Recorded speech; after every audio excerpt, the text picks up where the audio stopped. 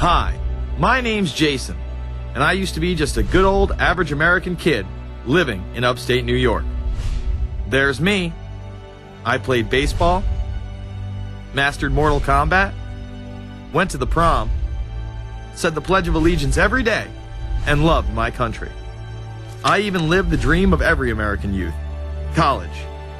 Sure, it was a state school, but it also happened to be a party town. Great times all around, right? Well, sort of. I still had to work hard as a pizza guy to make it. And of course there was school. I had to figure out the computer graphics programs I was working with, as well as attend classes I didn't care about. I certainly didn't know much about geopolitics. Then 9/11 happened and everything changed.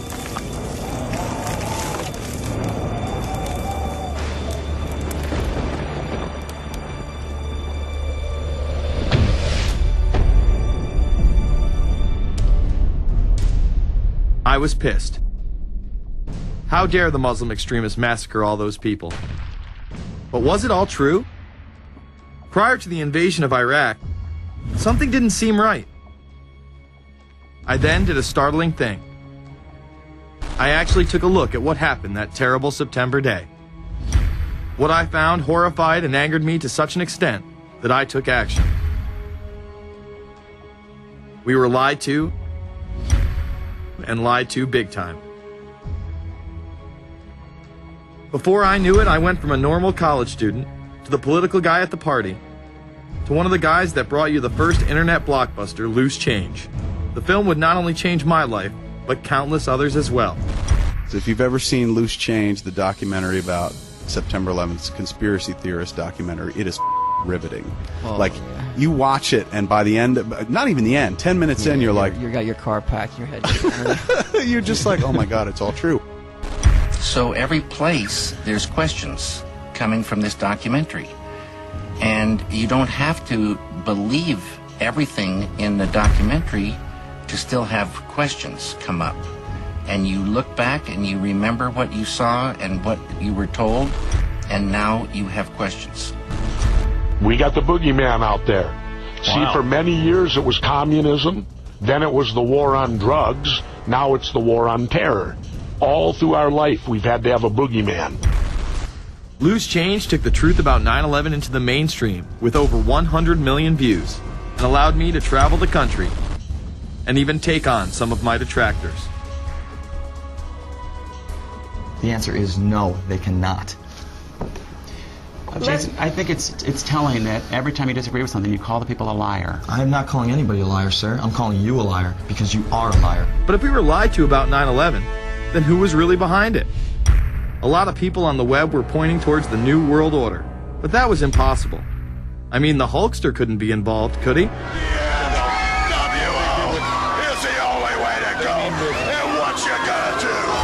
So I set out to find out if a New World Order really existed. And if it did, what was it? Who was involved? And what were their goals?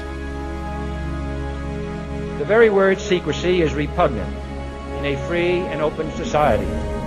And we are, as a people, inherently and historically opposed to secret societies, to secret oaths, and to secret proceedings. For we are opposed around the world by a monolithic and ruthless conspiracy.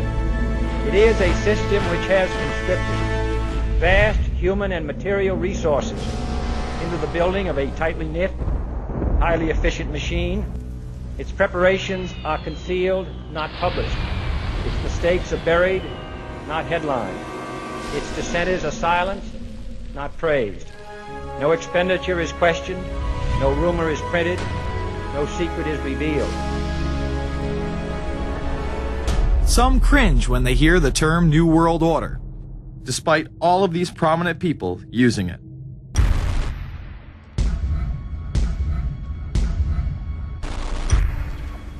The world that maybe some people dreamt of at that conference back in Bournemouth, when it looked as if maybe history would end, that liberal democracy would triumph, that free market economics would slowly progress, and we'd have a new world order.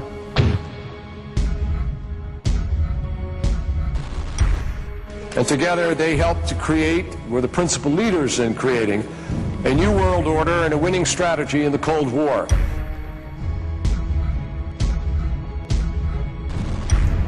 We are part of a new world order.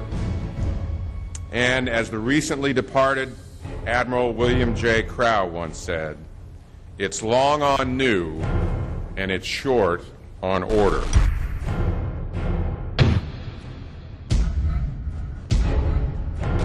Walter Isaacson wrote a wonderful book about some of the wise men who helped shape the New World Order following the Second World War.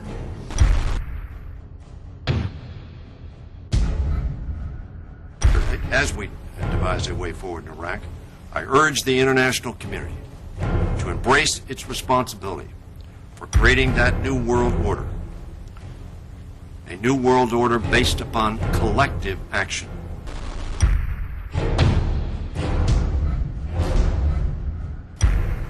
The transatlantic partnership was never just the foundation of our security. It was the foundation of our way of life. It was forged an experience of the most bitter and anguished kind. Out of it came a new Europe, a new world order, a new consensus as to how life should and could be lived.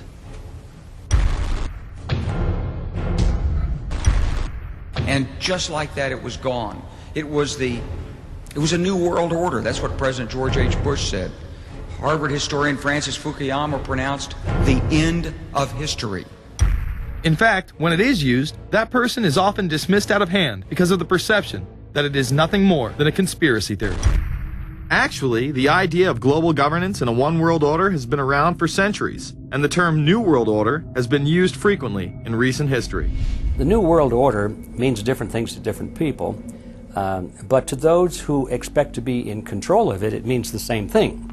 It means all the world under their control. They believe that somebody must rule. After all, people are too darn dumb to know how to rule themselves. They figured that that's their role. The first in-depth publication of note was Samuel Zane Batten's work, The New World Order, which was published in 1919. Under the cloak of Christianity, this order speaks of a new world rising and advocates social control over all people and all resources. It promotes a world federation with a world parliament, an international court, and a global police force. Some of its goals are as follows. Community. The danger and loss in crime and degeneracy. The determination to make community life safe, sanitary, wholesome, and moral. Industrial. The disappearance of class distinctions and the solidarity of all interests in the economic process. National.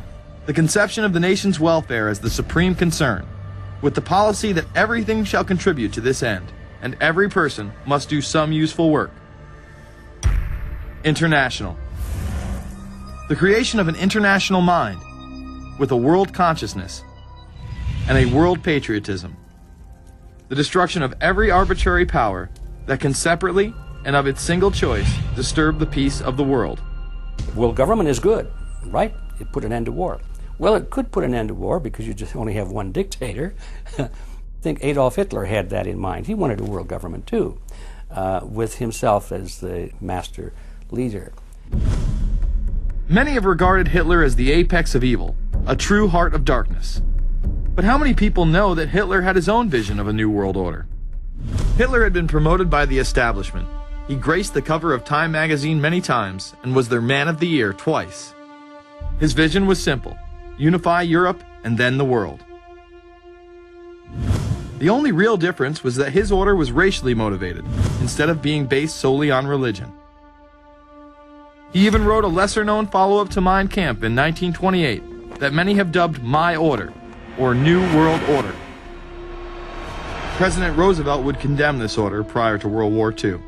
Nazi forces openly seek to establish systems of government based on the regimentation of all human beings by a handful of individual rulers who seize power by force. Yes, these men and their hypnotized followers call this a new order. It is not new, and it is not order. The idea of globalization was so prominent in Nazi ideology that the 1936 Berlin Games would be the first time that the Olympic rings would be displayed prominently and promoted in order to glorify the Third Reich. This symbol represents the 5 major regions of the world: Africa, America, Asia, Europe, and Oceania, interlocking and coming together as one. This one world philosophy still defines the Olympic Games today. Australia, hello and welcome. One world, one dream. Hitler's methods of youth corps, concentration camps, eugenics, and military aggression were so visible to the rest of the world, he eventually failed. However, his vision of a new world order lived on. Author H.G. Wells, the man behind The Time Machine and War of the Worlds, would write about a planned world state in which there must be a common faith and law for mankind. In 1939, he would publish a full book on the matter called The New World Order. Wells again has a similar vision, stating that national individualism has to go and that sovereign states must end. He then goes on to write, in the great struggle to evoke westernized world socialism, contemporary governments may vanish. Perhaps his most chilling prediction is that countless people will hate the New World Order, be rendered unhappy by frustration and their passions and ambitions through its advent, and will die protesting against it. Many of them quite gallant and graceful-looking people.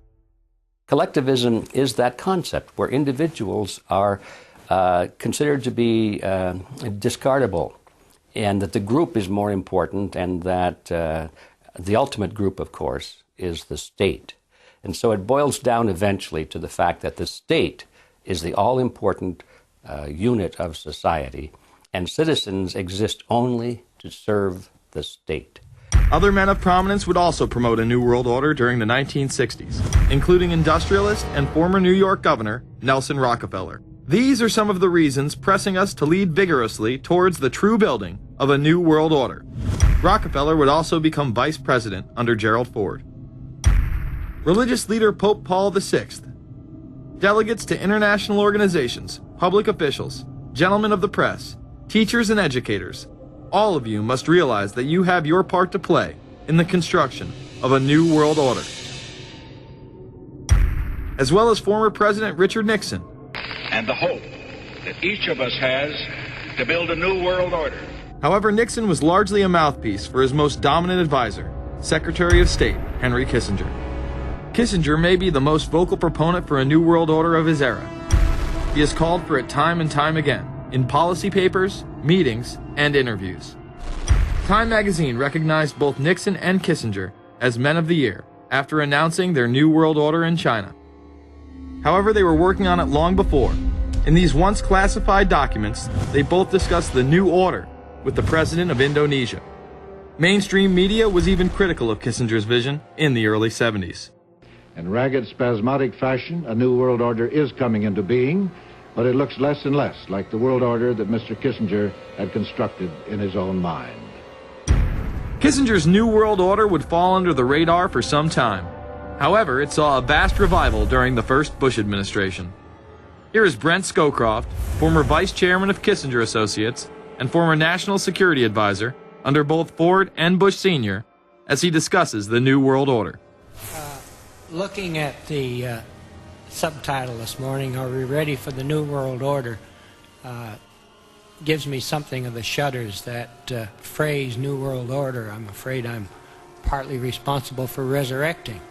To me, what that symbolized was perhaps a fundamental change in the character of our response to national security issues. Here, Charlie Rose asked Scowcroft, Kissinger, and former national security advisor Zbigniew Brzezinski if we are living in a new world order. Where are we as we think about this time in American foreign policy? Are we at a special moment which is being redefined? Or are we creating a new world order? We're at a moment when the international system is in a period of change like we haven't seen for several hundred years. In some parts of the world, the nation state on which the existing international system was based is either giving up its traditional aspects, like in Europe, or as in the Middle East. George H.W. Bush would campaign for a new world order like no other president before him. He would openly discuss it during his State of the Union address. What is at stake is more than one small country. It is a big idea, a new world order, where diverse nations are drawn together in common cause to achieve the universal aspirations of mankind. Again, a unified Europe was a major goal in creating this order. With few exceptions, the world now stands as one. A year and a half ago, in Germany, I said that our goal was a Europe whole and free. Tonight, Germany is united. Europe has become whole and free. The world can therefore seize this opportunity to fulfill the long-held promise of a new world order. We can find meaning and reward by serving some higher purpose than ourselves. A shining purpose, the illumination of 1,000 points of light. Bush Sr. and his administration would tour and promote this agenda across the board at any given opportunity. The President has spoken often of a new world order. And we have an unprecedented opportunity to build a new era of peace and prosperity here and abroad, to build a new world order. It's my understanding, I think that the President, and I don't know the context of how it came up in his speech last night in New York, said that China must be a part of the new world order. I guess I would like to ask you how you envision China fitting into the new world order. It is a country that we are going to have relationships with by virtue of its geopolitical importance. American officials say breaking down regional and national barriers to the flow of goods and services would represent a spectacular benefit to economies around the world. We are building a new world order. Bush would actually make a commencement address at Maxwell Air Force Base declaring the birth of this order. And that's why I wanted to speak to you today about the new world taking shape around us, about the prospects for a new world order now within our reach. In the coming weeks, I'll be talking in some detail about the possibility of a new world order emerging after the Cold War. But today, I want to discuss another aspect of that order.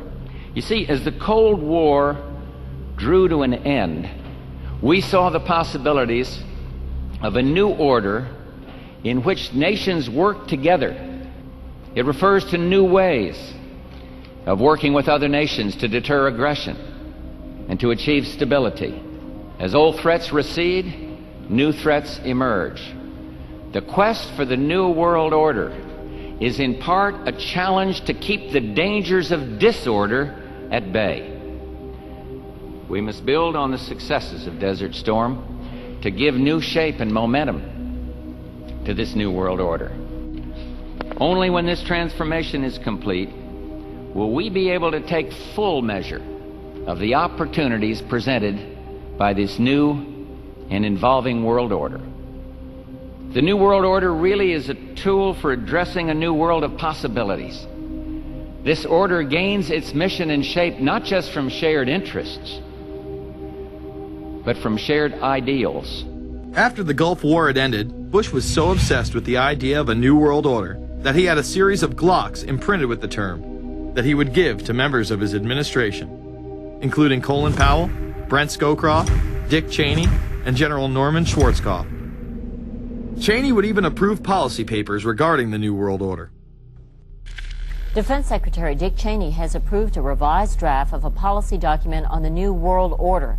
The Pentagon is backing off a controversial earlier draft and has abandoned a one superpower strategy. The final document puts more emphasis on international alliances and organizations. This would become an unprecedented time period for people all over the globe to discuss at length what the New World Order meant to them. People within the media, Does anybody want to talk about the New World Order? Is there a New World Order out there, or is this a vision that exists in the... He does have his vision, there's no doubt about that. But does that exist in the president's mind, or does it exist out there in reality? This president sees this episode as the first test case, as the first example for the New World Order he is trying to organize. Some people have called it the New World Disorder, and there's a lot of truth to that.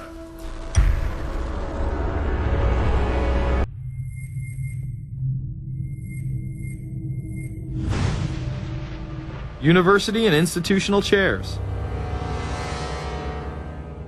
I mean, we're talking a New World Order at Georgetown. And we'd like to be very much a part of it and continue to live. This is a world that is likely to be dominated in the near future, and perhaps longer, by the Gulf War and the New World Order, which is the buzzword of the moment. So the secret of a New World Order, and at this point it's just a slogan, but it does have some historical background in terms that orders have succeeded each other over time. The secret of this is to learn how to use coalitions. We are effective in the United Nations. People within government. George Bush has invoked a New World Order without enunciating a new American purpose. The president has still failed to articulate clear goals for our nation's foreign policy in this new age. I find the term New World Order very revolting, and just not only historically but politically today. I think Harding is absolutely right, and the actions of the administration just after enunciation of the New World Order put the lie to the fact there is any real substance behind what they say as New World Order. The first act of the New World Order was A, to make war, and then B, was to sell arms all over again. Is there a New World Order? We know certainly that George Bush has copyrighted the term at this point. In the aftermath of this war, though, is it an empty vessel into which something will be poured? Is it the appropriate term to use? Is it going to be a New World Order, or will disorder be just as significant in this process as we look ahead? Let's start with Madeline. I think that we have, in fact, kind of had this term thrown at us, and many of us have not liked it, partially because of the previous historical connotation, and partially because I think it doesn't really deal with the way the world ought to be or is at the moment. But we are far from seeing a world order, and I'm not sure that it is in best U.S. interest to have a new world order in which we are the policeman. While many began to become critical of this order, the term began to evaporate into the background. We are very, very skeptical of an international order if we are not sure how the rules will be made, because thus far the international order has been made with rules that we had no input into and that affect us, and even when on the few occasions when the rules will seem to favor us, then they get changed. A unipolar world, a world of one superpower, may be quite dangerous for us. A New World Order under the United Nations would mean, among other things, an end to our God-given rights given us and secured by the Constitution. The New World Order, which now has been called by some the New World Disorder, and by some people on the more liberal persuasion, the taking over of the world by the Council on Foreign Relations, the Trilateral Commission, and the UN to put us all in slavery. But what are these organizations? Who founded them? And what are the stated goals of each? Before we begin with the Council on Foreign Relations, let's delve further into history to understand roundtable groups and their origins. Its roots go way, way back in history, and they go back to the formation of a secret society, a secret organization that was created by Cecil Rhodes, a very powerful and very wealthy individual. And people have heard about him in history, and they know about the Rhodes Scholarship, and they think, well, isn't that nice? That they don't understand at all what that's all about. Cecil Rhodes, when he died, left his great fortune not to his family, not to his heirs, but for the creation of a secret society.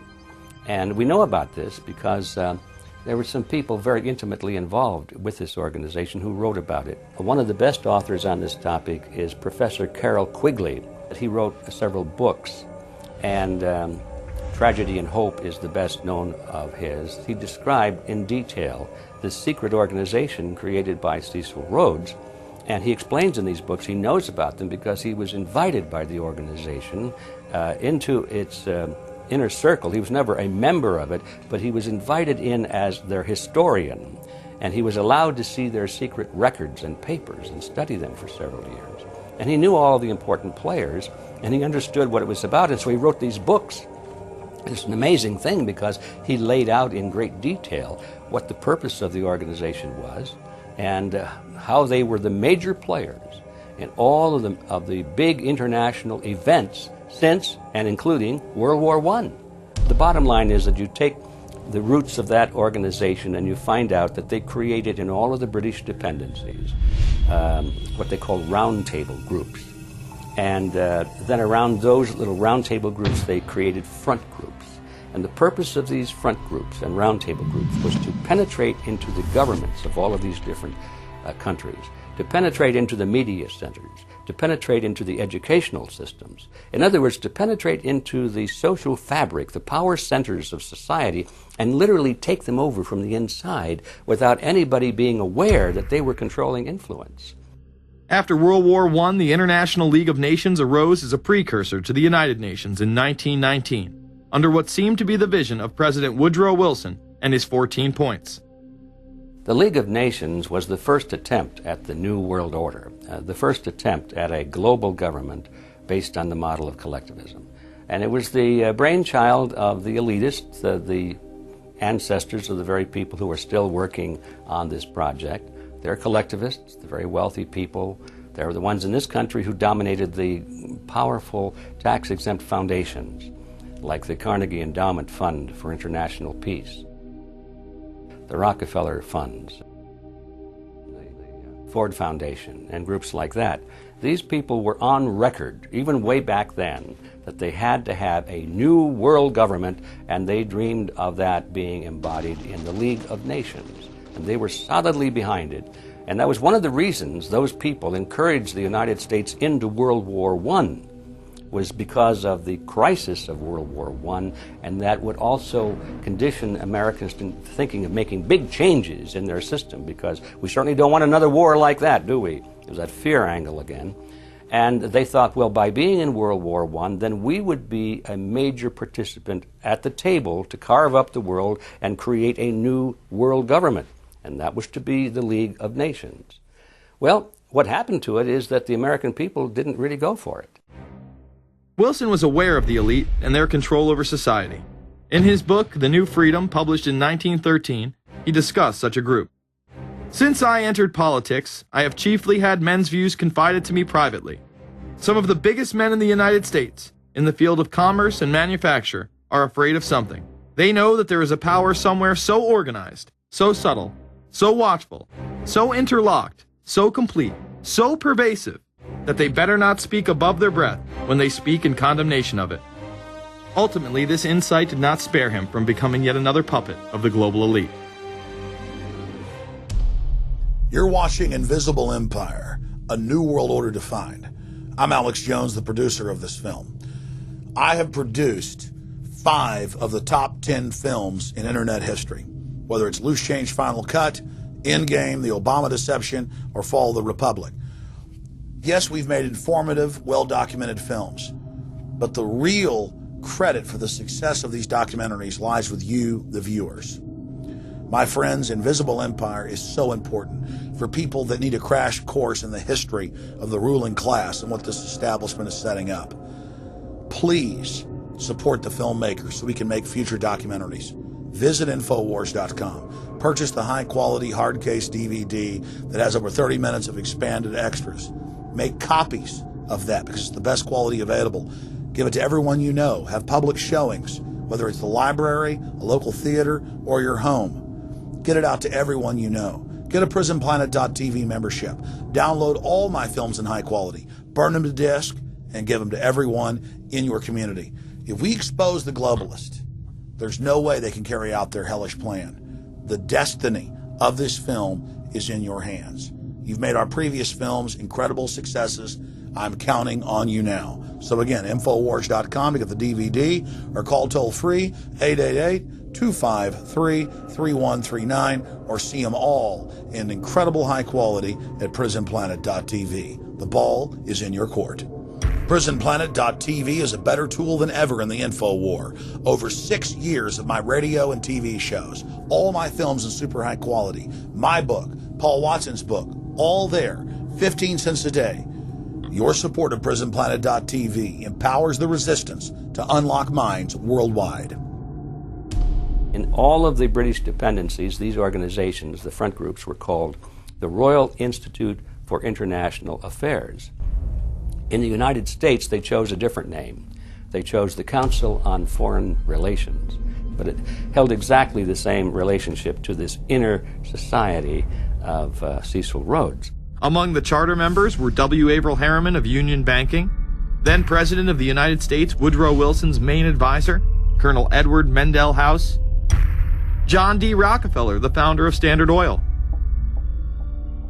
banking mogul J.P. Morgan, and prominent bankster Paul Warburg. Well, the Council on Foreign Relations exists today. It's probably the most powerful single organization in America. Many observers, including myself, believe that it is the hidden government of the United States. These people are not elected to office, and most Americans don't even know who they are.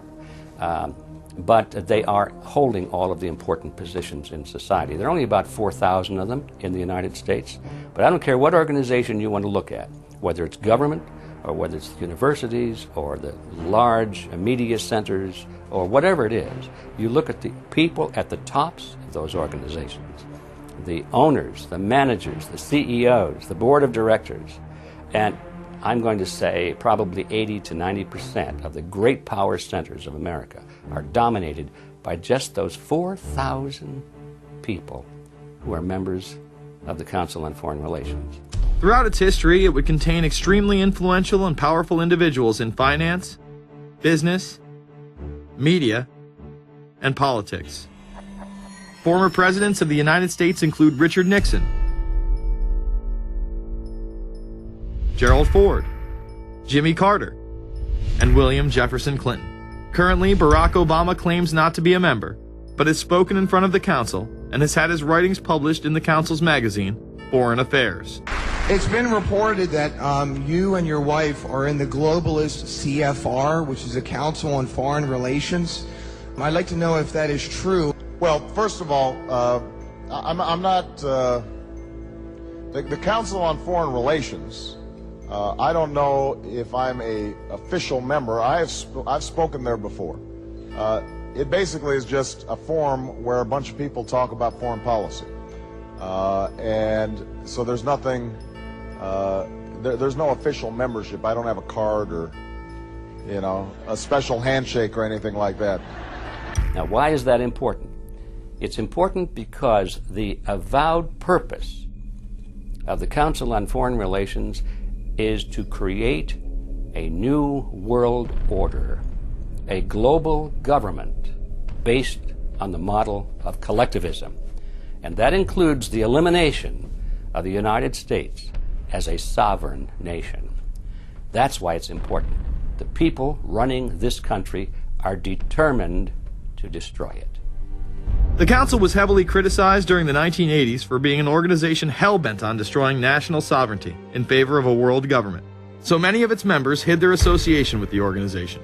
Dick Cheney had this to say in response to a question by David Rockefeller, who became the CFR's youngest director in 1949 and was chairman of the board from 1970 to 1985. He remains an honorary chairman to this day. It's good to be back at the Council on Foreign Relations. As Pete mentioned, I've been a member for a long time and was actually a director for some period of time. I never mentioned that when I was campaigning for re-election back home in Wyoming. Now, you are the president of the Council on Foreign Relations, all right? Yes, sir. You guys toy with countries of the world like toys, don't you? You're like the Illuminati, you're the Masons, you control everything, don't you? That's the rap on you guys. What's so interesting now, though, is who's on the chessboard. It's the toys, if you will, are a lot more than states. Notice that Mr. Haas does not deny that the CFR has massive control over the geopolitical arena, and instead tries to focus on the separate entities outside of nation-states. Current Secretary of State Hillary Clinton also reveals the importance of the CFR here. But it's good to have an outpost of the council right here down the street from the State Department.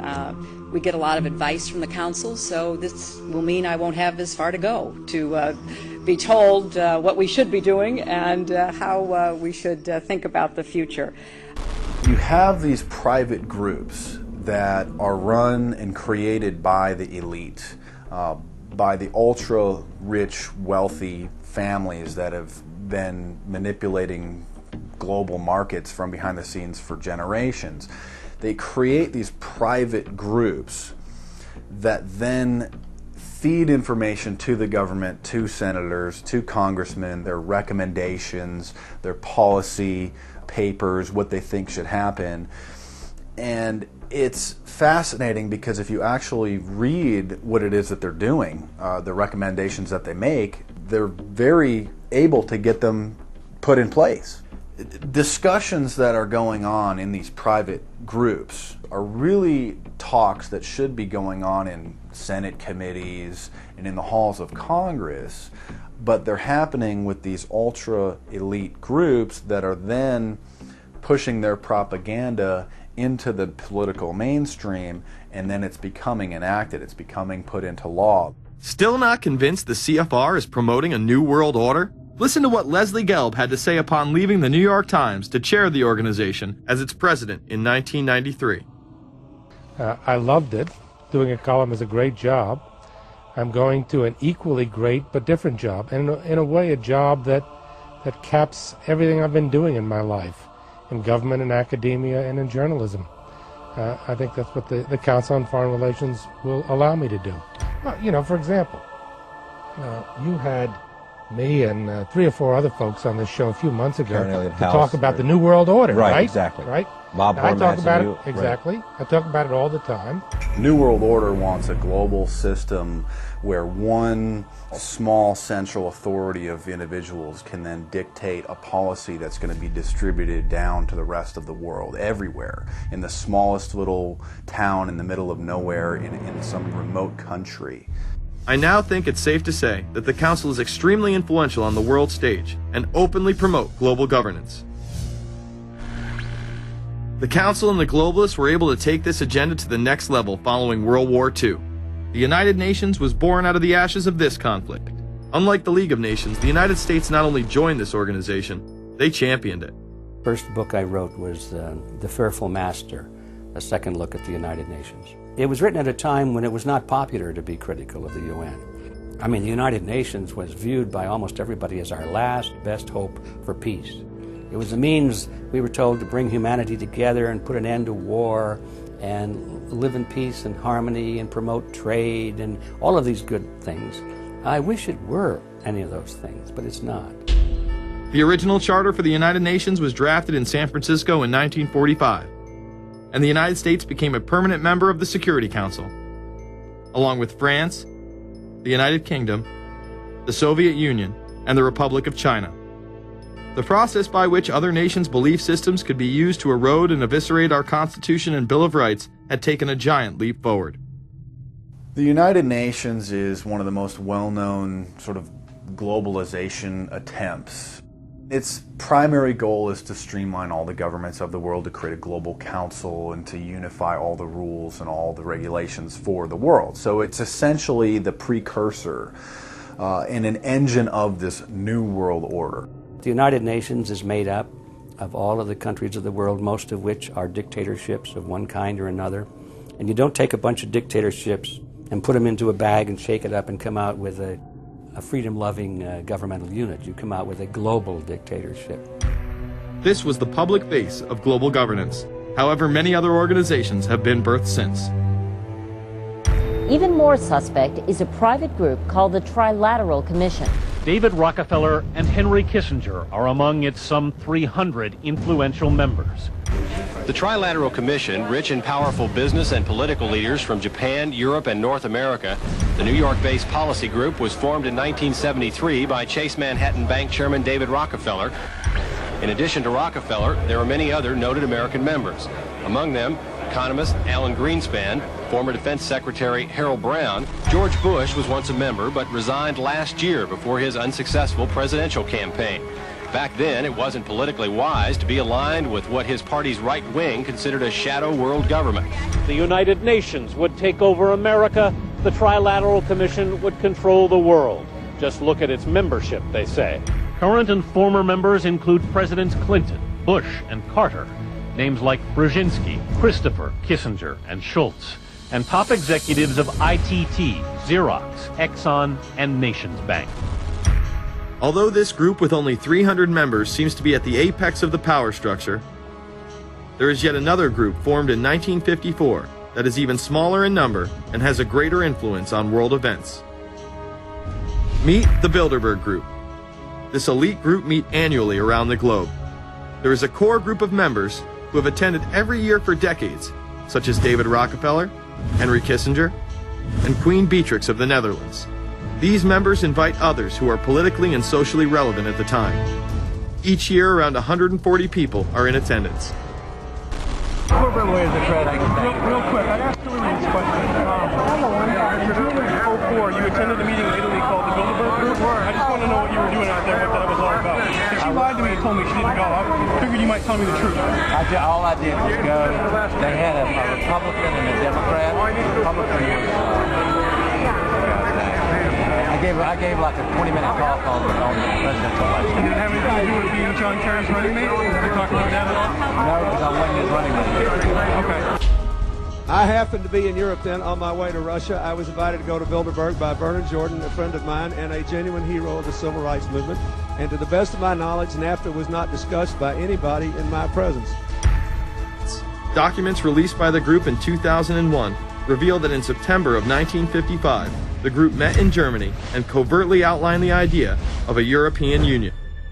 Section E, European Unity, discusses the general support for European integration and unification, and the idea to unify Germany once again with the rest of Europe under a common marketplace.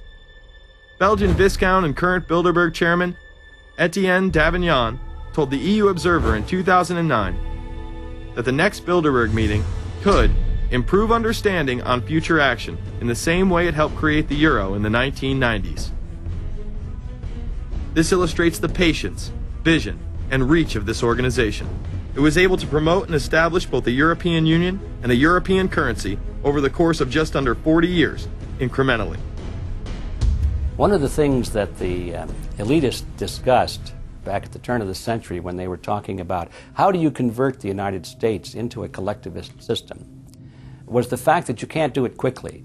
You have to let people get used to it incrementally, because any major change would be rejected.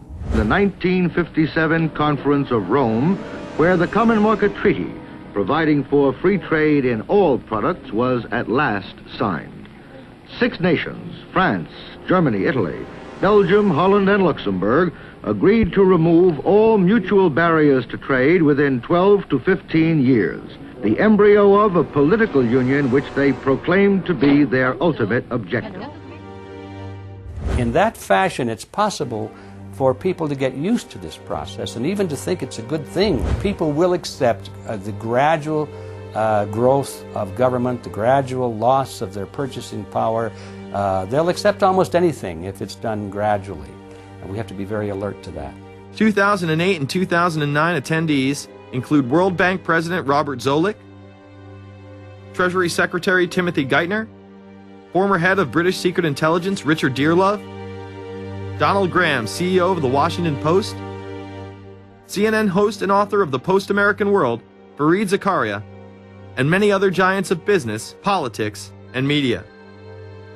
You just came back from meeting with the Bilderberg Group. The Bilderberg Group are, when people who are conspiracy theory people, they send me mail, it's usually about the Bilderberg Group. And I get these books on my front door, which I'm uncomfortable with. But And it's all about the Bilderberg, like they're the modern day Illuminati.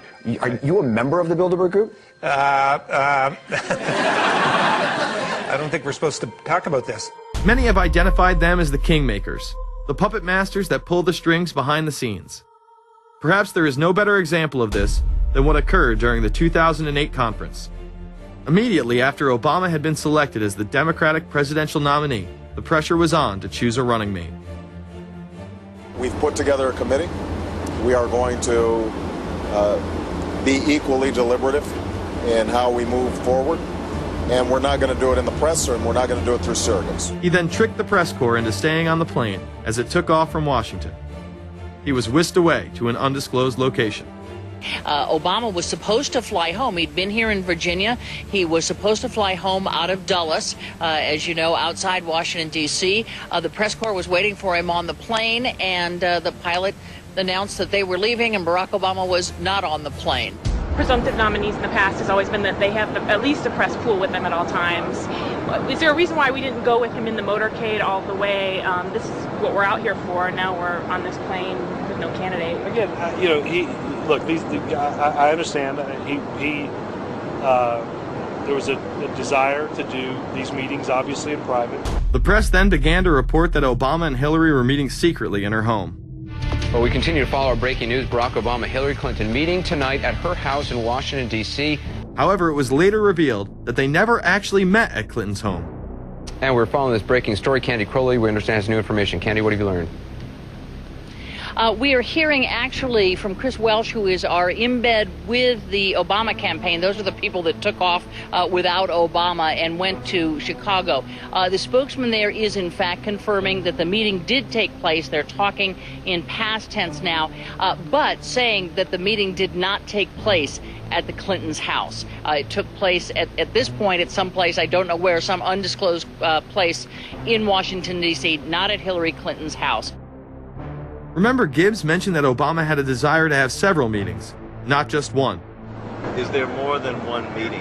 Is there more than one person with whom I'm not going to get into all the details of the meetings. I don't know that I've got a ton more different answers for all of your questions. The truth of the matter is that Bilderberg just happened to be in the neighborhood at the time. They were holding their annual meeting just down the road in Chantilly, Virginia. What are the chances? What's interesting and dangerous about the New World Order is that it's not a natural progressing idea. It's just not civilization naturally evolving and organizing into this system. It's the group of extremely powerful people that are manipulating the system to get it to this status from behind the scenes without anybody's knowledge. You have to ask yourself, if there isn't an agenda going on to keep those organizations quiet and to keep them out of the news, to keep the discussions about them behind closed doors, then why is it that these supposed experts on the left and on the right never talk about them? This has been a condensed history of the globalist organizations and their rise to power. But is there a reason they meet behind closed doors? A shadow world government has been mentioned, but to truly understand what that means, let's go back to this iconic warning from President Dwight D. Eisenhower. Progress toward these noble goals is persistently threatened by the conflict now engulfing the world. It commands our whole attention, absorbs our very beings.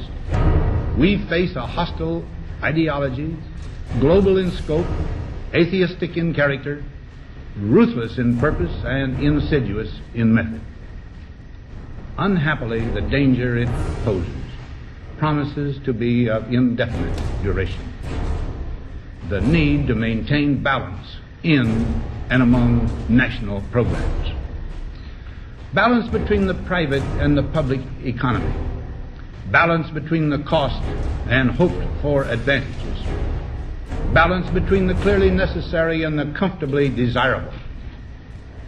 We have been compelled to create a permanent armaments industry of vast proportions. We annually spend on military security alone more than the net income of all United States corporations.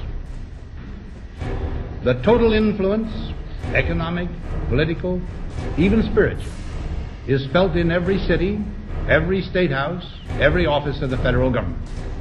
Yet we must not fail to comprehend its grave implications.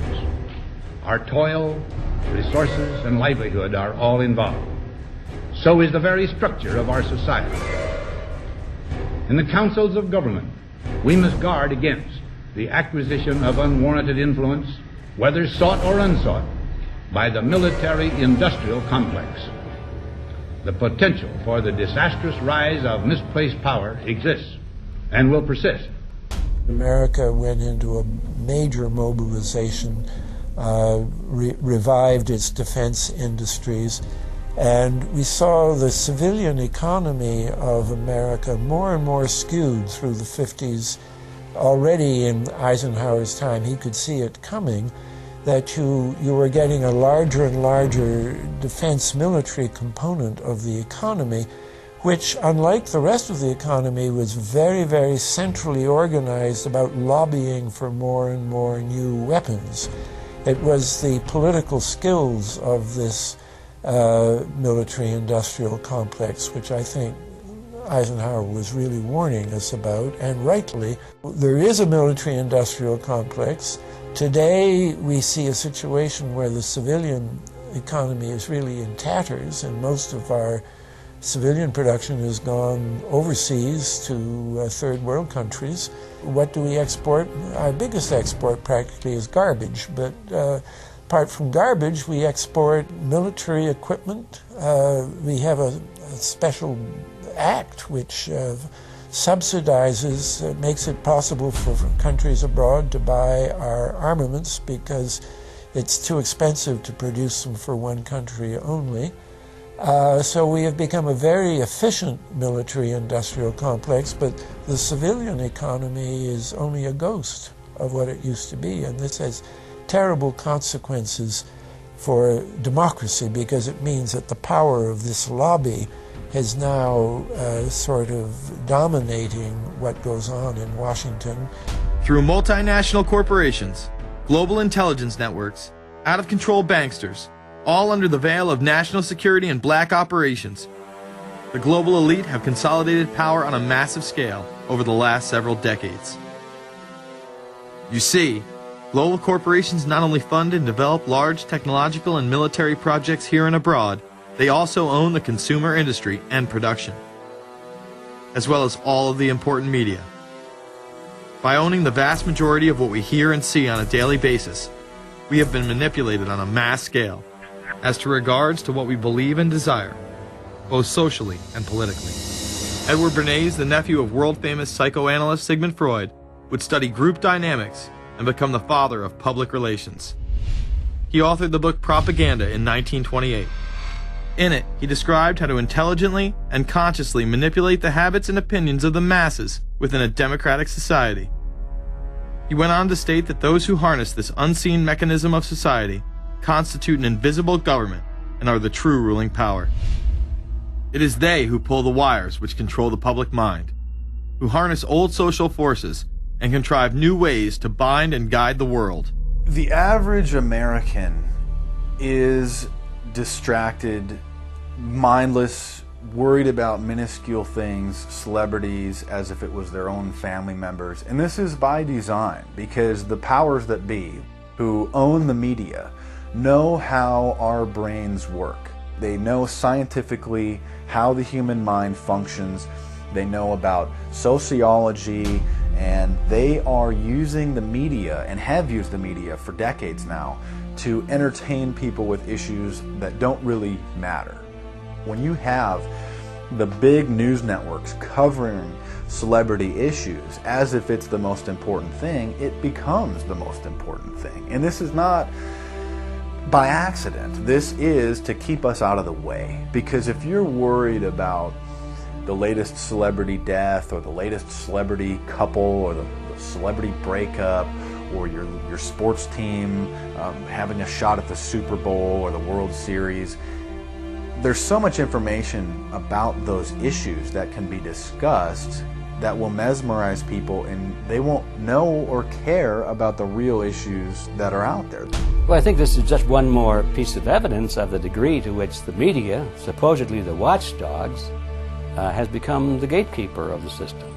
mainstream media are, first of all, nearly all of them corporations, nearly all of them now publicly held, part of the whole Wall Street financial system that they're supposed to report about objectively, but they can't. They, right now, in October of 2009, they are celebrating the recovery of the biggest banks in New York and saying that the recession is over. Of course, there are a few problems, like foreclosures are going on, unemployment is rising.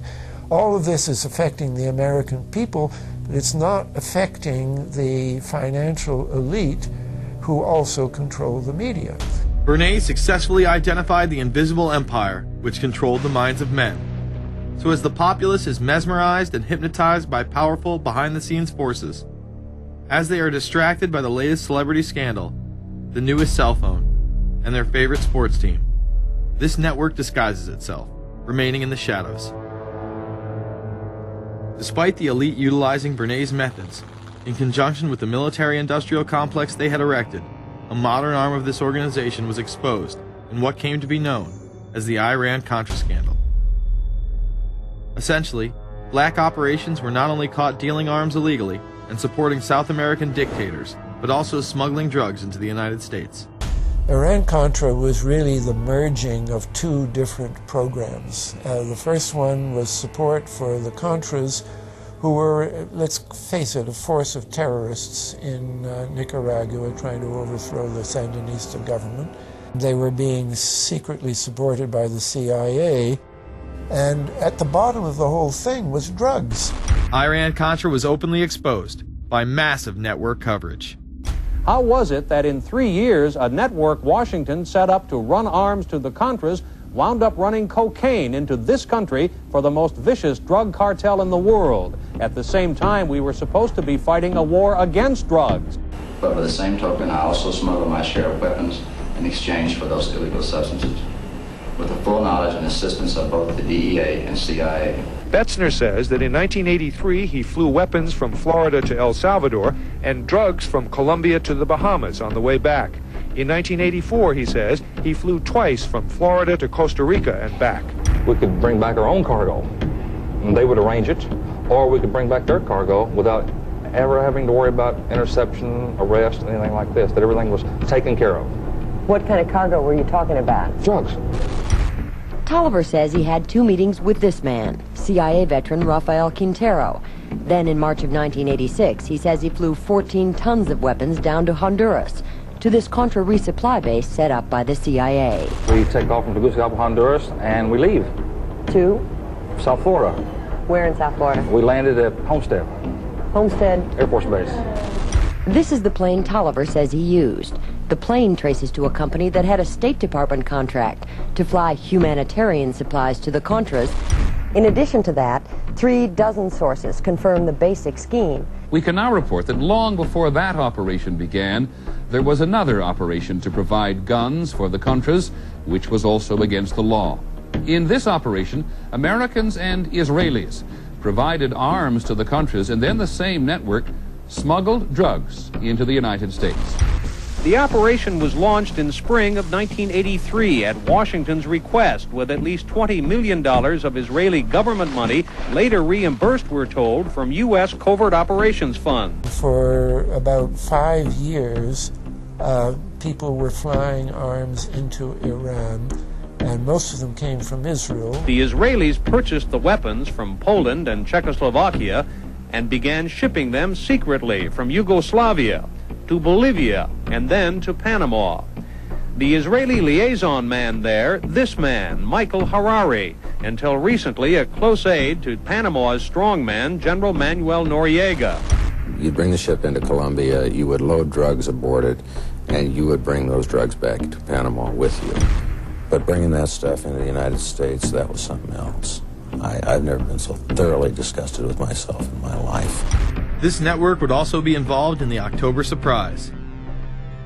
We really can't understand that unless we understand the so-called October surprise in the 1980 election, which is, I think, unquestionably Republicans, including William Casey, who later became Reagan's head of the CIA, negotiated with the Iranians for them not to release the hostages which were being held in Iran to Carter, but to wait until the Carter was defeated and the Republicans were in.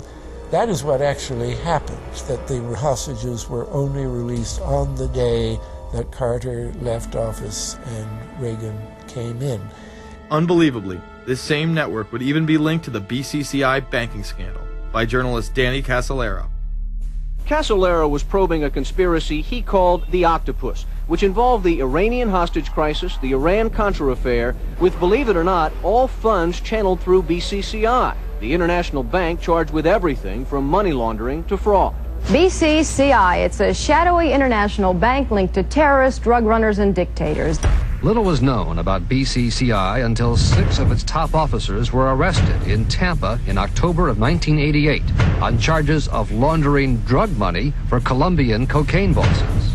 The BCCI men were convicted, and the bank itself pleaded guilty. But for some reason, the bank was allowed to continue to operate all over the world. There are indications that some of the reluctance to prosecute this bank stemmed from the favors it did. For? The favors it did for intelligence services everywhere.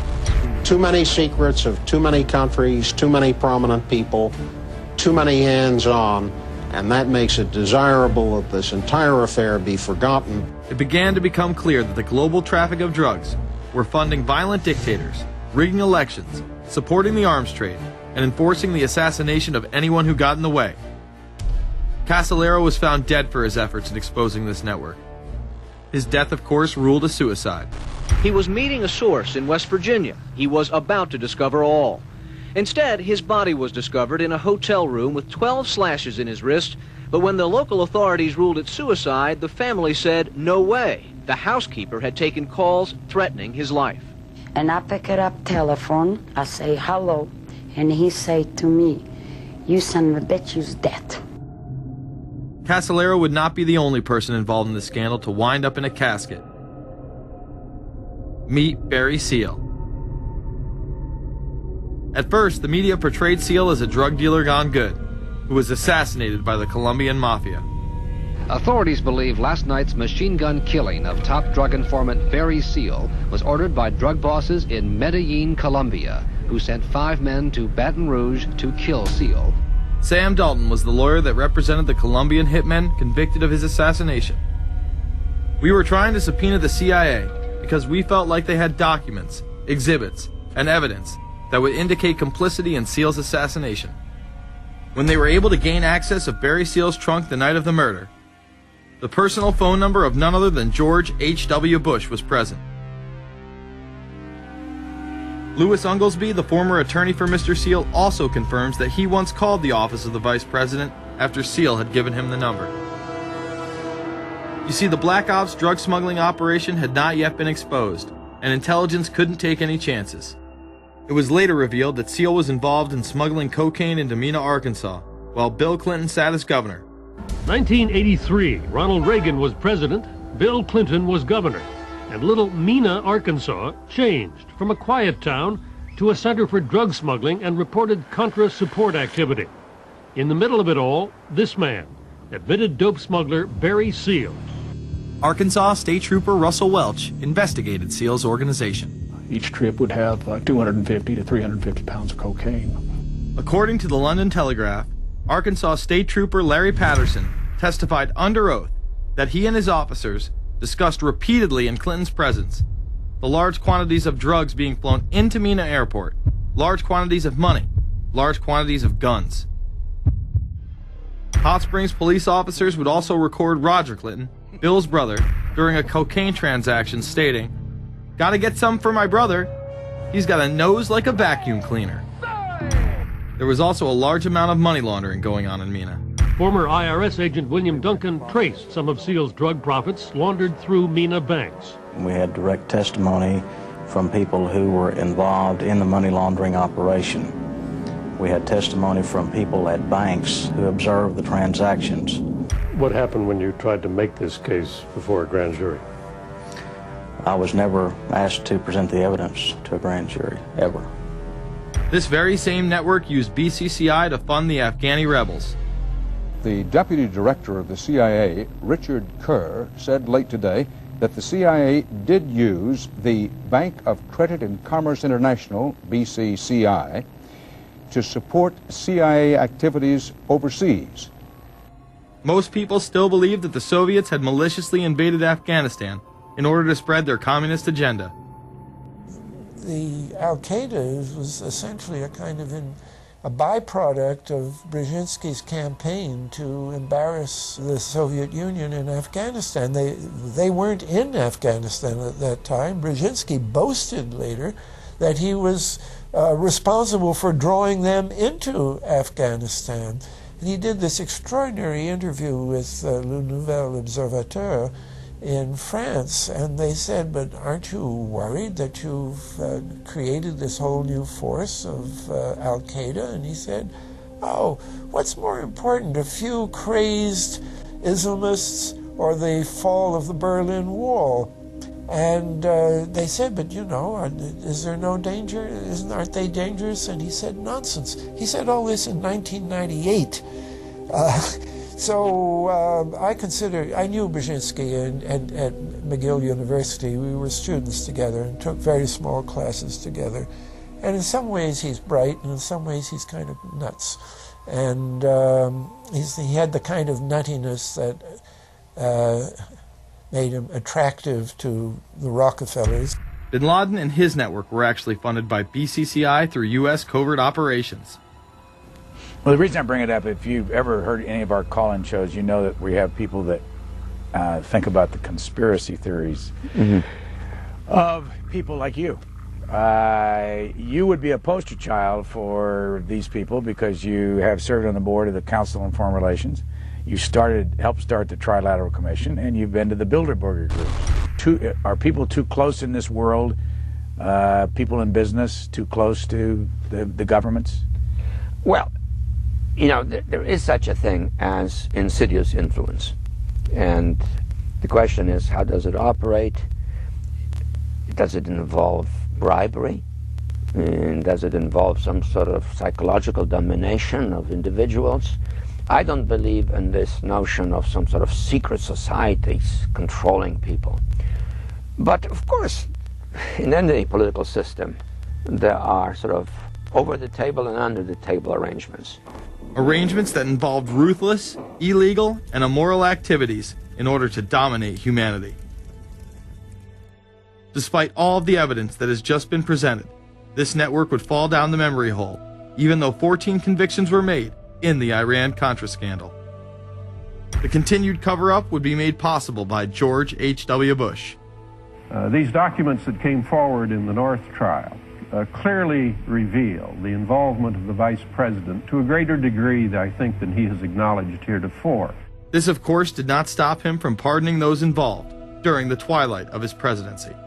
Some new reverberations today to President Bush's Christmas Eve surprise, the pardoning of former Defense Secretary Caspar Weinberger and several others in connection with the Iran-Contra allegations. Well, now the special prosecutor says it's the president who needs to explain some things. The real issue is why the notes weren't produced 5 years ago when the congressional investigation and the independent counsel's investigation had requested them.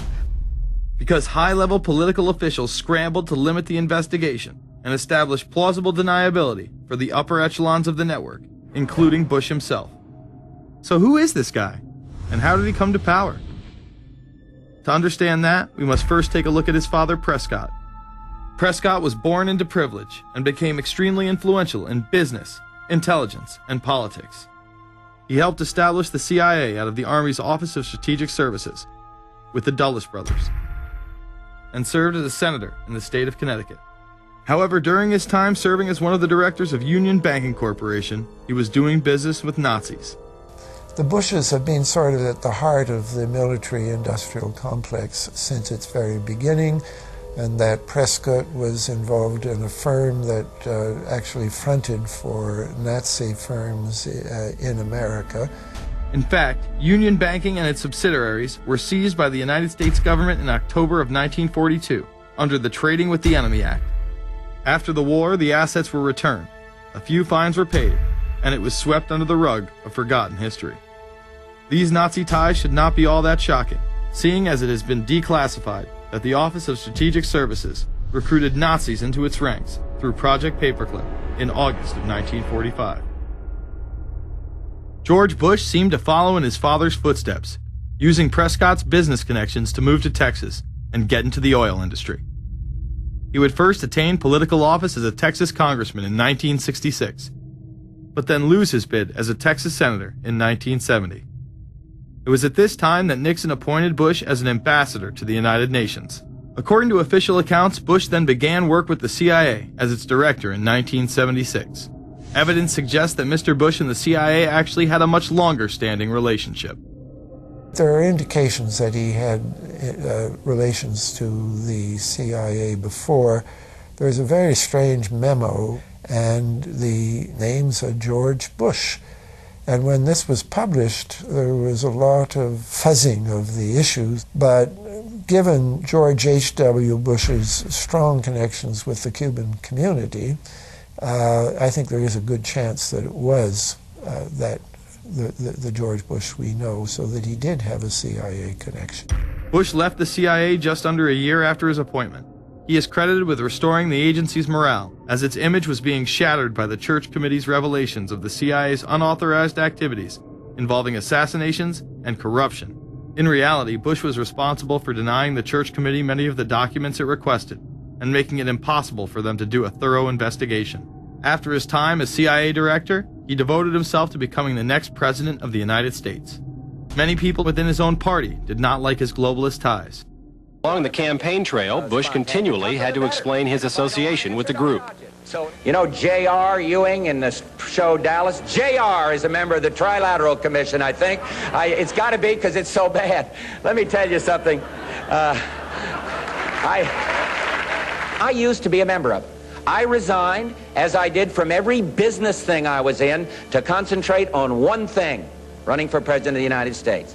Ronald Reagan initially had no interest in having Bush as his running mate. Even then presidential candidate Ronald Reagan had questions. I would suggest that maybe Mr. Bush should clear the air if he'd tell us why he resigned. Reagan's backers then forced him to choose their intelligence frontman, George H.W. Bush, as his vice president. But in spite of last year's campaign rhetoric, all seems to be back to normal between George Bush and his old colleagues. And President Reagan, who is relying on many of these powerful business leaders to make his economic package work, will host commission representatives at the White House Monday.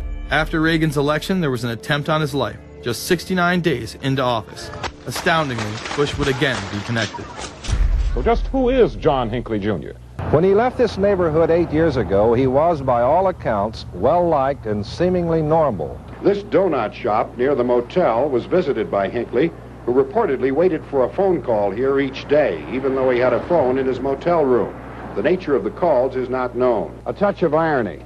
The young man walking with the elder Hinckley is 30-year-old Scott Hinckley, John Jr.'s brother. He and Vice President Bush's son, Neil, are friends. They had planned to have dinner together in Denver tonight. The plans have been canceled. We were told Hinckley was a madman acting alone. If that was the case, why was he making phone calls from a payphone down the road instead of his hotel room? Why was the would-be assassin's brother a family friend of the man who stood to gain the presidency? While Reagan led the nation in the public eye, Bush exploited his power through the largely unknown Continuity of Government Directive.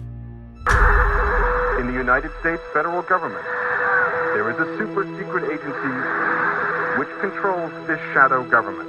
The National Program Office allowed Bush and his network to attain executive emergency powers. Ronald Reagan authorized the National Program Office when he signed a top-secret directive in 1982. Oliver North was one of the key officers responsible for the program's startup. Under the NPO's direction, 4 agencies were charged with execution of the Doomsday Plan: the CIA, the Departments of State and Defense, and the Federal Emergency Management Agency. An effort was being made to consolidate continuity of government programs across several major departments of the government under one office. After 8 years of secret wars, covertly sponsored revolution and assassination had advanced globalist interests and allowed Bush to achieve his lifelong dream by becoming the 43rd President of the United States. The fall of the Soviet Union left the United States as the sole superpower in the world. The Wolfowitz Doctrine stated, "We must maintain the mechanism for deterring potential competitors from even aspiring to a larger regional or global role." The New World Order was on display with the first Gulf War and the creation of a European Union. After losing to his crony Bill Clinton, he faded into the background as the agenda for a New World Order marched forward. After 1989, President Bush said, and it's a phrase that I often use myself, that we needed a New World Order. We have just exposed many of the globalist operations, including drug dealing, funding terror, dealing arms, and taking over the United States government by stealth. Whenever these agendas were threatened, those who opposed them ended up dead.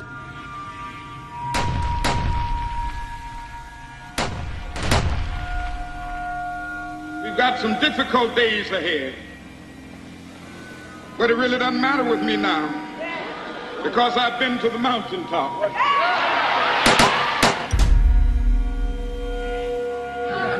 My thanks to all of you, and now it's on to Chicago, and let's win there. Thank you very much.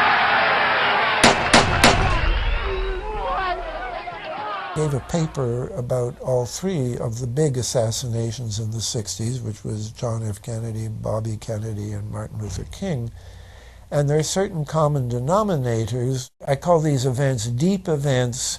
We've become accustomed to the idea that every now and then something is going to happen, and we just know from the beginning we're not going to get to the bottom of it. And the more they happen, the more reconciled we've become to this state of affairs. In 1978, the House Select Committee on Assassinations could not ignore there was a conspiracy in regards to the assassination of John F. Kennedy and Martin Luther King Jr.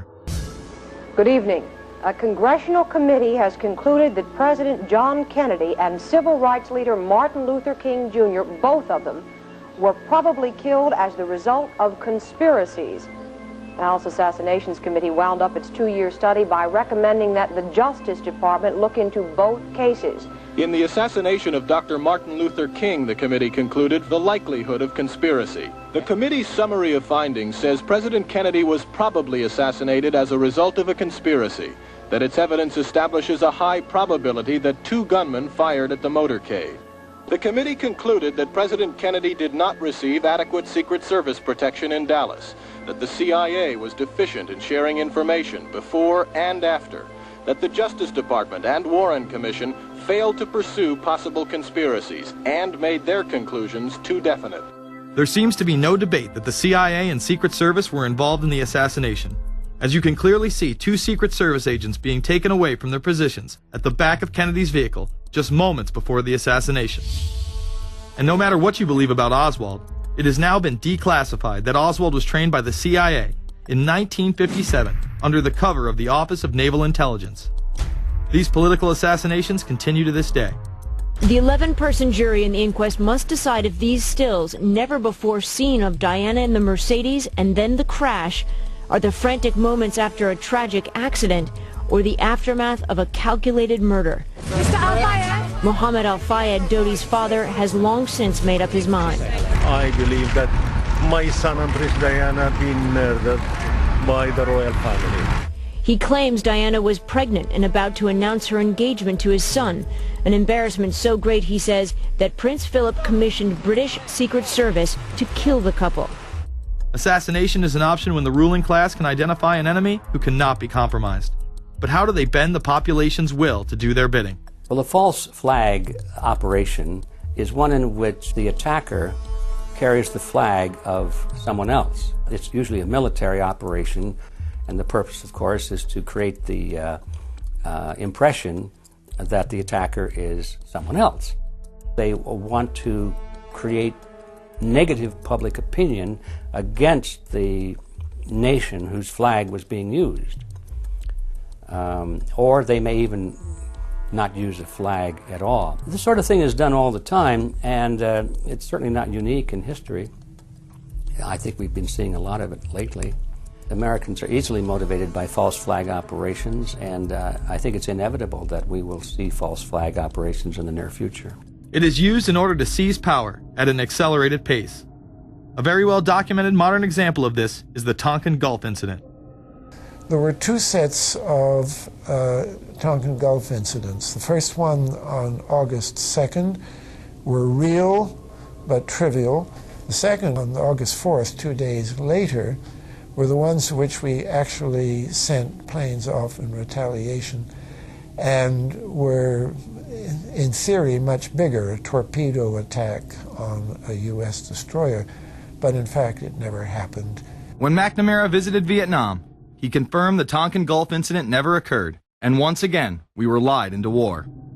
To this day, I don't know what happened on August 2nd and August 4th, 1964 in the Tonkin Gulf.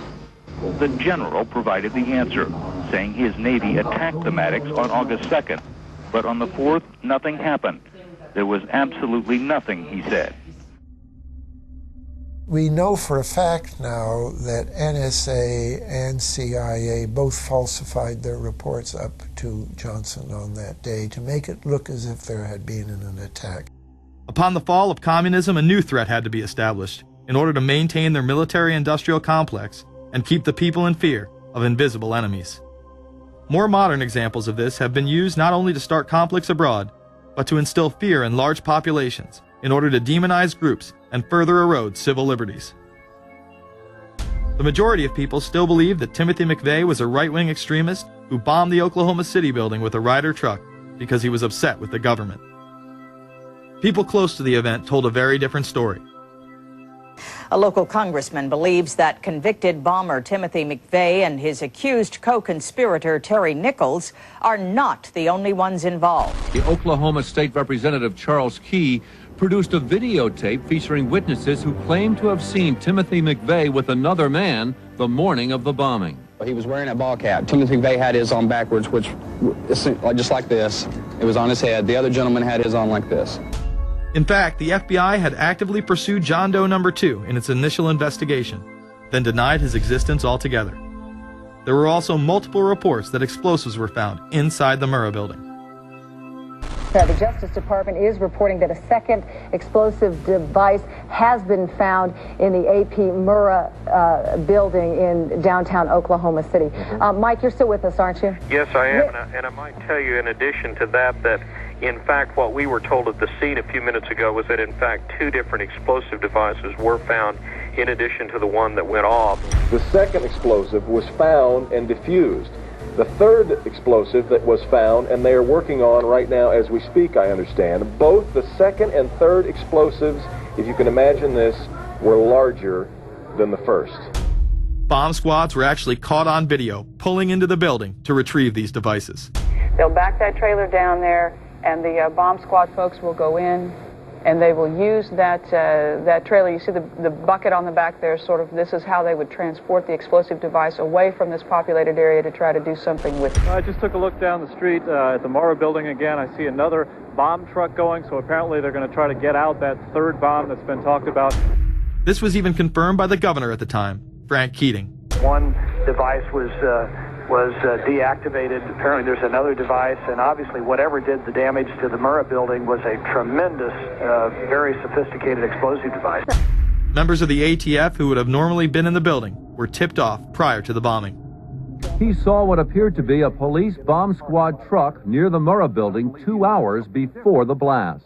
It had a shield on the side of the door, and it said bomb disposal or bomb squad below it, and I really found that interesting. Another witness who spoke to ABC News on the condition of anonymity will tell the grand jury tomorrow he was told by an ATF official agents working in the building had been warned in advance not to come to work. He just came out and told me that the ATF wasn't in the building that day. They'd been tipped by their pagers not to come to work, which I was flabbergasted. McVeigh would even claim in a letter written to his sister, which was published by the New York Times, that he was actually recruited for black operations, which included smuggling drugs into the United States, as well as assassinations. One may brush this off as the ravings of a madman. However, McVeigh was filmed at the Camp Grafton military facility in North Dakota on August 3, 1993. McVeigh's official records state that he was discharged over a year prior from the Army Reserve in May of 1992. Perhaps even more interesting, is that Camp Grafton was specializing in training troops in explosives and demolitions at the time. When all was said and done, the security tapes reported to have captured the entire thing on video were rounded up and classified. In 2009, they were finally released, and magically none of them caught the bombing. The excuse being they were all having their tapes changed at that exact moment. This event would be labeled domestic extremism, which was used to demonize critics of world government, militias, and create fear within the populace. Muslim extremism seemed to show its ugly face in then unprecedented fashion on February 26, 1993. A truck bomb had gone off in the parking area of the World Trade Center. Luckily, the bombers failed to follow instructions and parked the truck carrying the explosives against the main support column.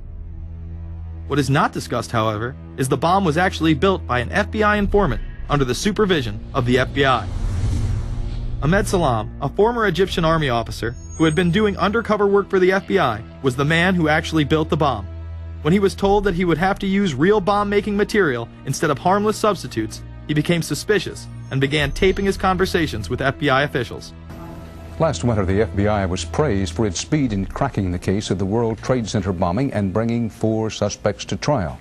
Now, there is some evidence that the FBI may have known of the plot in advance through an informant and might even have stopped the bombing that killed 6 people. Notice the media emphasizes that they might have been able to stop it. They then gloss over the fact that the bomb was built by their agent under FBI supervision in conjunction with the district attorney.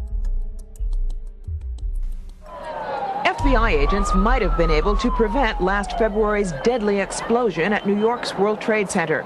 They discussed secretly substituting harmless powder for the explosives, but they didn't, according to the FBI's own informant, Imad Salem. Unbeknownst to the FBI at the time, Salem recorded many of his conversations with his handlers. The actual recording where Salam discusses this with his FBI handler, John Antisev, was released years after the trial. You got paid regularly for good information. I mean, the expenses were a little bit out of the ordinary, and it was really questioned. Don't tell Nancy I told you this. Well, I have to tell her, of course. Well, then if you have to, you have to. Yeah, because, I mean, the lady was being honest, and I was being honest, and everything was submitted with a receipt. Yeah. And now it's questionable. It's not questionable. It's like a little out of ordinary. Okay. You know. All right. I don't think it was. If that's what you think, guys, fine. But I don't think that, because we was start already building the bomb, which is went off in the World Trade Center. It was built by supervision from the Bureau and the GA, and we was all informed about it, and we know that the bomb start to be built. By who? By your confidential informant. What a wonderful, great case. Following the convictions of the Muslims who were too inept to make their own bomb and park the vehicle in the proper area, Salam was pulled into the FBI's witness protection program, where he has never been heard from again. Prior to the largest and most devastating terrorist attack on U.S. soil, the United States was poised as the first truly global superpower.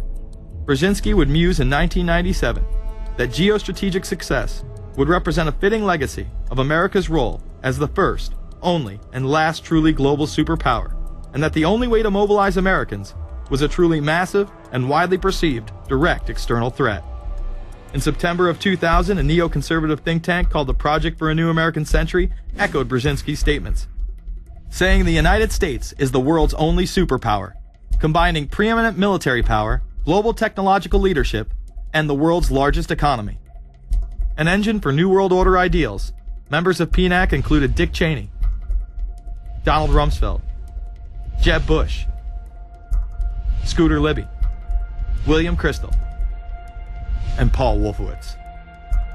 Describing the difficulty in projecting force, they write the process of transformation is likely to be a long one, absent some catastrophic and catalyzing event, like a new Pearl Harbor. This takes us full circle to the September 11th attacks of 2001. In my previous film, Fabled Enemies, I expose in great detail the Saudi Arabian, Pakistani, and Israeli connections in conjunction with this international intelligence operation. In the early 1980s, bin Laden worked with operatives from U.S. intelligence, the Pakistani military, and Arab states. They ran a wide-ranging covert network that recruited and financed Muslim fighters to battle the Soviet army. The hijackers that were trained at U.S. military installations and protected by the FBI and CIA. The military exercises leading up to 9/11, and those that took place as the attacks occurred. Open line. Surveillance, Sergeant Richmond. Sergeant Richmond, Sergeant Light from Cheyenne Mountain Test Control. How are you? I'm doing fine. Okay, I need you to terminate all exercise inputs coming to Cheyenne Mountain at this time. Copy. And stay on loop until I verify that the connectivity is disconnected on the exercise side only. Okay, no, do not do any more inputs on the exercise side and stand by. I got Cheyenne Mountain on the line. Terminating all exercise inputs. Over, in case you didn't know, this exercise. Oh, yeah. The Black Ops program, Able Danger, and the shadow government involvement.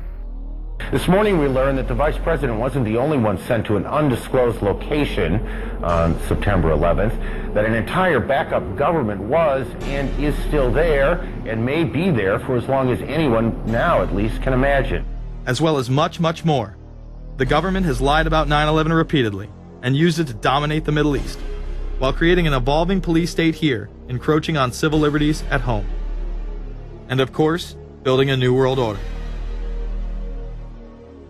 There is a chance for the President of the United States to use this disaster to carry out what his father, a phrase his father used, I think, only once, and hasn't been used since, and that is a new world order. We know now that September 11th of 2001 was the beginning of what we might call a new world order. The new world order that this president's father talked about with such great enthusiasm seems to be high on the agenda of this administration. Under the second Bush administration, massive amounts of civil liberties were openly and brazenly taken away following 9/11. The passage of the Patriot Acts, the Military Commissions Act, and other horrifying anti-constitutional legislation was enabled by the incredible amount of fear generated by the media, all in the name of keeping us safe here at home. The war itself would create huge profits for the military-industrial complex, and the globalists would seize even more power and control over Middle Eastern resources in what they planned to become a Eurasian Union under their control. Although the establishment claimed to be fighting for our freedom abroad, they were destroying our sovereignty by stealth. Expanding on NAFTA, they were able to consolidate power on the domestic front by deindustrializing the United States through CAFTA, the Central American Free Trade Agreement, as well as the SPP, the Securities and Prosperity Partnership. Opponents, however, say the initiative is nothing less than a plan to create a North American Union that would eliminate sovereignty for all three nations. Building on the North American Free Trade Agreement, the NAFTA section of the Commerce Department is busy drafting laws and regulations for a North American Union, a union of Canada, America, and Mexico. The President has attended secret meetings and signed at least 2 agreements under the Security and Prosperity Partnership Program. The stated goal established by Presidents Bush, Fox, and Prime Minister Paul Martin is integration by 2010. That's a plan from the business elites, the political elites, that will cost more American jobs, cost American sovereignty, but it would fulfill the President's father's vision. Now, former United States Trade Ambassador Robert Zoellick is talking about it again with renewed vigor. This time, a new world order with business at the helm of trade and economic policy. It's an agenda that goes hand in hand with the United States, Mexico, and Canada working quietly and behind the scenes to promote a common market with common deregulation for the benefit of multinational corporations. It's remarkable to me, the arrogance, the idea of just simply throwing away the nation's sovereignty, but they're trying to do so in so many ways. People better understand that they mean exactly what they're saying. It's a new world order they're trying to create. Dobbs, the only mainstream anchor to expose the new world order, resigned shortly after bullets were fired into his home. The elite do not plan on waiting around for these unions to be formed before implementing the next step in global government. Through the vast global economic crisis of the last few years, they have been able to devalue the dollar and undermine it as the world's reserve currency. They have allowed the Federal Reserve and IMF to consolidate power by taking control of the Securities and Exchange Commission, as well as issuing a global currency instead of the dollar, disguised as a special drawing rights unit. This aspect of the New World Order was announced at the G20 in April of 2009. There is a big thing that's going to happen in London at this G20, and then they're hiding it, they're camouflaging it, they're not talking about it. Coordination of international regulation. What they are going to do is to put our Fed and our SEC under the control, in effect, of the IMF. The New World Order, that's what they're planning in there, is to undermine the U.S. currency, and it's just really sad. What it really is putting the American economy under international regulation. Yeah. And those people who have been yelling, oh, the UN's going to take over global conspiracy government. Theorists. They've been crazy, but now they're right. There's 20 or whatever people in the G20. Say there's 20 ministers. Thousands of us, and we can't get our voices heard. When Geithner said he would be open to the idea of a global currency last week, those conspiracy people had said and suggested that for years. Right. You're not wrong. Cash is becoming weeded out. Cash will most likely be eliminated or extremely difficult to use in many situations, so that you'll have to use the global currency or the electronic currency. Even though a physical global currency is yet to exist, groups such as BRIC are openly promoting a new reserve currency, which is a conglomerate of Brazil, Russia, Indonesia, and China. Get everyone in the whole world using one currency, which some people think that's a good idea. Russian President Dmitry Medvedev recently showed off a sample coin of the new world currency at the G8 in July of 2009. We have also agreed today additional resources of $1 trillion that are available to the world economy through the International Monetary Fund and other institutions. This includes 250 billion from special drawing rights, the reserve currency of the IMF, drawing rights that will be issued to countries who are part of the International Monetary Fund. I think a new world order is emerging, and with it the foundations of a new and progressive era of international cooperation. The head of the European Union is also calling for global government. 2009 is also the first year of global governance, with the establishment of the G20 in the middle of the financial crisis. Gordon Brown has called for a world constitution. We now need nothing short of a world constitution for the global financial system. Both Gordon Brown and Barack Obama had been groomed to be the next Anglo-American spokesman for this new world order after Bush and Blair stepped down. Here is Gordon Brown in front of the CBI prior to him being chosen to become Prime Minister. And it's only now that we can begin to understand that the world order that globalization brings and what it's going to look like. But what does the new world order mean for countries like ours who are looking to succeed? And the question for us is how we meet and master all these challenges to ensure that Britain enhances its competitiveness in the process and realizes what I believe is our destiny of success in this new world order. A new world is emerging. It is a new world order with significantly different and radically new challenges for the future. President Barack Obama has also espoused similar views on globalism. Here he is in Berlin, Germany, in July of 2008, in what media have dubbed his New World Order speech.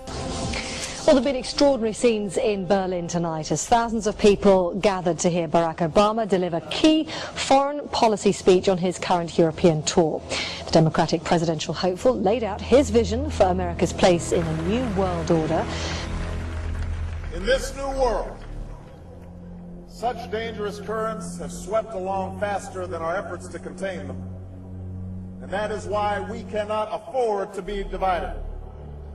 No one nation, no matter how large or powerful, can defeat such challenges alone. But the burdens of global citizenship continue to bind us together. In this new century, Americans and Europeans alike will be required to do more, not less. Partnership and cooperation among nations is not a choice.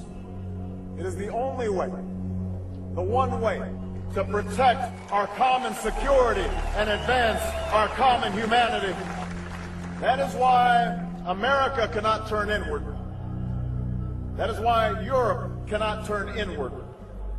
America has no better partner than Europe. Now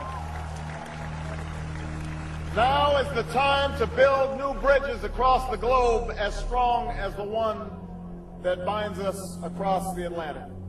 Now is the time to join together through constant cooperation and strong institutions and shared sacrifice and a global commitment to progress to meet the challenges of the 21st century. Barack Obama also became the first sitting president to ever become the chair of the Security Council for the United Nations, which only further cites his allegiance to world government. In an era when our destiny is shared, power is no longer a zero-sum game. No one nation can or should try to dominate another nation. No world order that elevates one nation or group of people over another will succeed. No balance of power among nations will hold. The traditional divisions between nations of the South and the North make no sense in an interconnected world. I think his task will be to develop an overall strategy for America in this period when really a new world order can be created. It's a great opportunity. The globalists, who know that Obama is going to promote their plan, want to make him such a superhero that nobody will question what he's doing. He is very much a product of the system that he is now technically in charge of. Obama alone, or the Democrat Party alone, is not responsible for his massive rock star status. It's been done by the media. This establishes that Obama is an unapologetic globalist who holds no one nation above another, despite its policies. Perhaps we should move towards a society more like China if that's the case. After all, on the 60th anniversary of the communist Mao regime takeover, the Empire State Building, once a proud symbol of the United States, was lit in the colors of the Communist Party halfway across the world. In fact, following the United Nations Copenhagen Conference in December of 2009, the Washington Post ran the headline, "Copenhagen Climate Deal Shows New World Order May Be Led by U.S., China."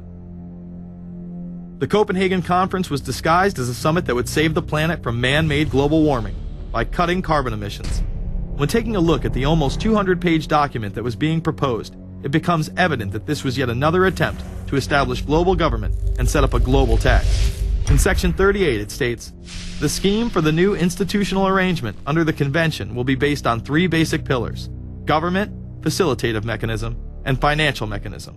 In Section 47, subsection F, it discusses cap-and-trade schemes and carbon taxes and the use of new and existing flexible carbon market mechanisms. These cap-and-trade schemes were just that, a scheme to further transfer the wealth from the poor to the ultra-rich.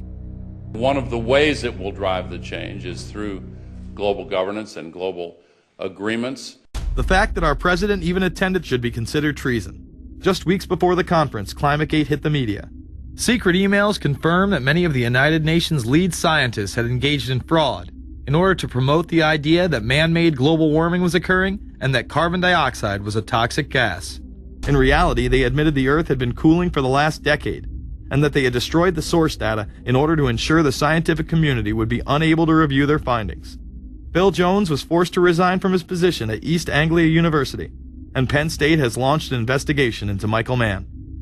Because of the scandal, many countries refused to sign the agreement, and instead only 25 heads of state, including rock star President and Savior Barack Obama, signed a much shorter and broader accord. The document states that a high-level panel will be created, and that parties will be subject to domestic auditing, supervision, and assessment. The climate conference in Copenhagen is another step towards the global management of our planet. The idea that carbon dioxide, the life force for plants here on Earth, is a toxic gas and should be taxed is laughable. There have been numerous periods of time in which the Earth has had vastly more carbon in the atmosphere than present day. In areas where there have been volcanic eruptions which emit large amounts of CO2, plants have benefited, and there is no negative impact on the surrounding environment, as well as indigenous people, from the excess carbon dioxide. The globalists promote this theory to keep mankind in fear, not only for the establishment of a global government and a global carbon tax, but the literal control of the entire planet. An even darker side to the scam of man-made global warming exists. In reality, it's about population control. Ted Turner reveals himself here in this interview with Charlie Rose. We've got to stabilize the population. When I was born, there were so what's wrong with the population? I mean, with too many people. That's why we have global warming. We have global warming because too many people are using too much stuff. We've got to stabilize population On a voluntary basis, everybody in the world's got to pledge to themselves that 1 or 2 children is it. Not doing it will be catastrophic.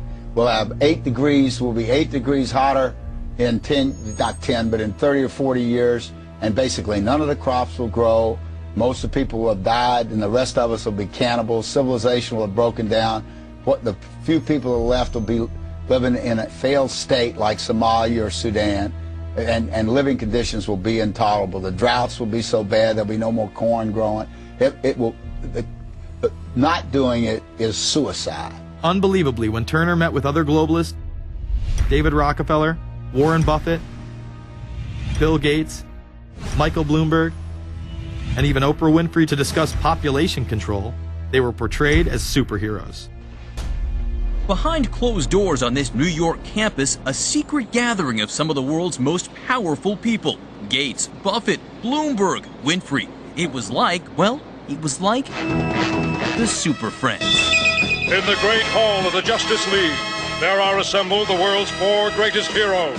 Together with others at the meeting, including George Soros, Ted Turner, David Rockefeller, they're worth more than $125 billion. The new Superman and Wonder Woman, the super rich friends, not fighting bad guys, but fighting for good nonetheless. Would a superhero call for a one-child policy? Would a superhero call for population control? In a recent interview, he claims that 2 billion people would be ideal. That means 4 billion plus must die to accommodate a man who owns more acreage than anyone else on the planet. Let's not forget that Ted Turner is the president of the United Nations Foundation. There are countless examples of how we are being indoctrinated to accept these kind of conditions and believe that man and his activities are the problem. From the promotion of climate cops, we're the carbon cops and we're on the lookout for energy wasters, to phony liberals and conservatives getting together to promote climate change. Hell, let's face it, we're polar opposites. We couldn't be further apart. I'm on the left, And I'm usually right. And we strongly disagree. except on one issue.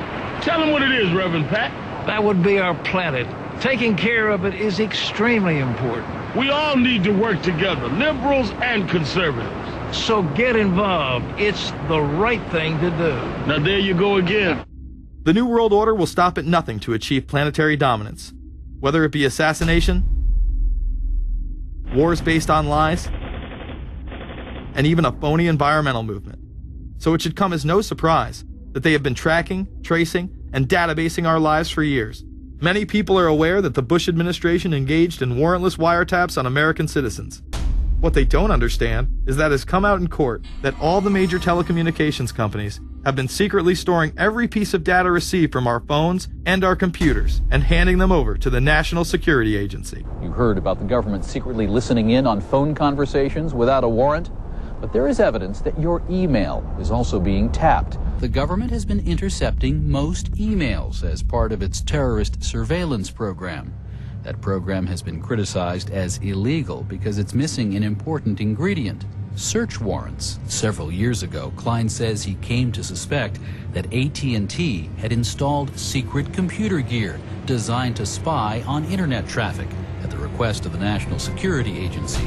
This is just a small part of the picture, as AT&T was not the only company involved and emails were not the only issue.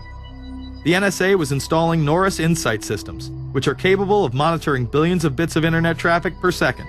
It was also able to monitor any calls trafficked through its system, all websites visited, all instant messaging, and separate types of transaction records.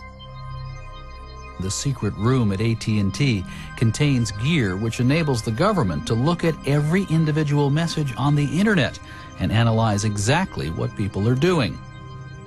Here's another document. It mentions a company called Norris. Norris makes computer software that can swallow and analyze 10 gigabytes of information every second. That means it could go through all the information in all the books in the Library of Congress in a little over 15 minutes. The documents Klein and others were able to produce were then censored by the NSA. Bankston isn't allowed to talk about the documents in detail. The government has since had them sealed. But he says what is in there boggles the mind. We are talking about a substantial portion of all the communications traffic in the United States. The policies have been shielded by the Obama administration and continue to this day. Attorney General Holder has publicly stated lawsuits be thrown out of court. And after several attempts, Klein and other cases were thrown out as well, once again citing the national security of what used to be a constitutional republic, not a massive corrupt slave state.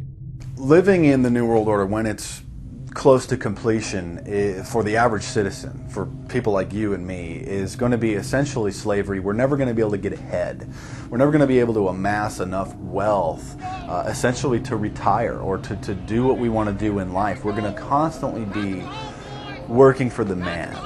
They're creating essentially a two-class system. So it's going to be an inner ruling elite and then everyone else. And I got news for you.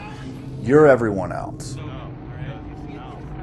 The New World Order that is currently being built revolves around creating a global technopoly ruled by the elite, in which they dominate and control a severely reduced populace, which they treat as their pets. In the New World Order, the people are the enemy.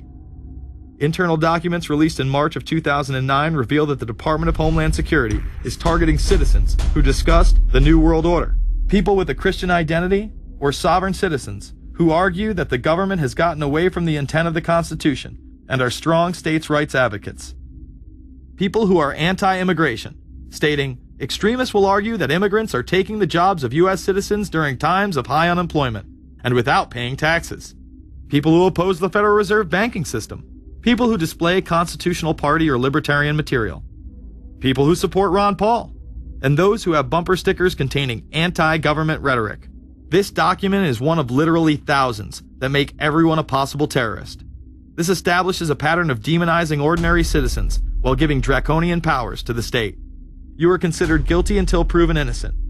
As technology is developed, separate parts of their command and control system are beta tested around the world. Here at home, Boy Scouts are being trained to take on returning veterans and disarm domestic extremists, while national programs such as City Year are training young people to serve the government. I am change. I am fierce. In the United Kingdom, it has been established there are over 4 million CCTV cameras. That is around one camera for every 14 citizens. Their purpose is not to solve crime, as it takes 1,000 CCTV cameras to solve just one crime. It is to create a tattletale society in which everyone is under constant surveillance by the state and those around them.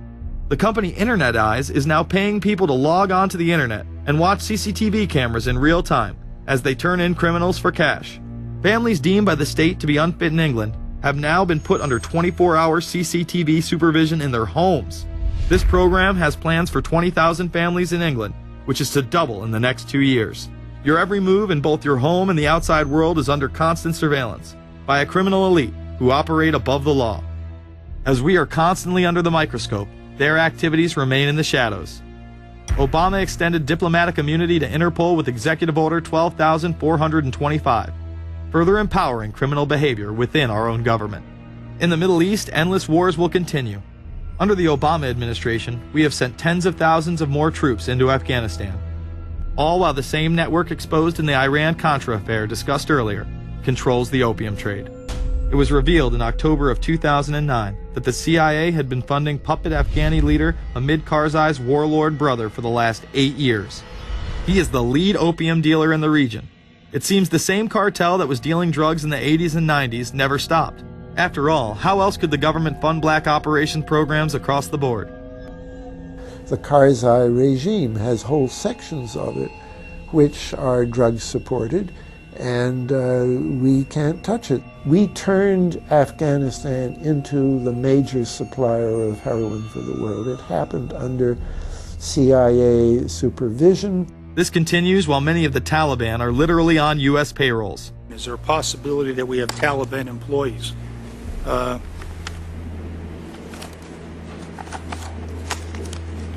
commander in the field, or I should say the COCOM commander, General Petraeus, has made it a conscious effort to, as part of his coin strategy, to hire local nationals.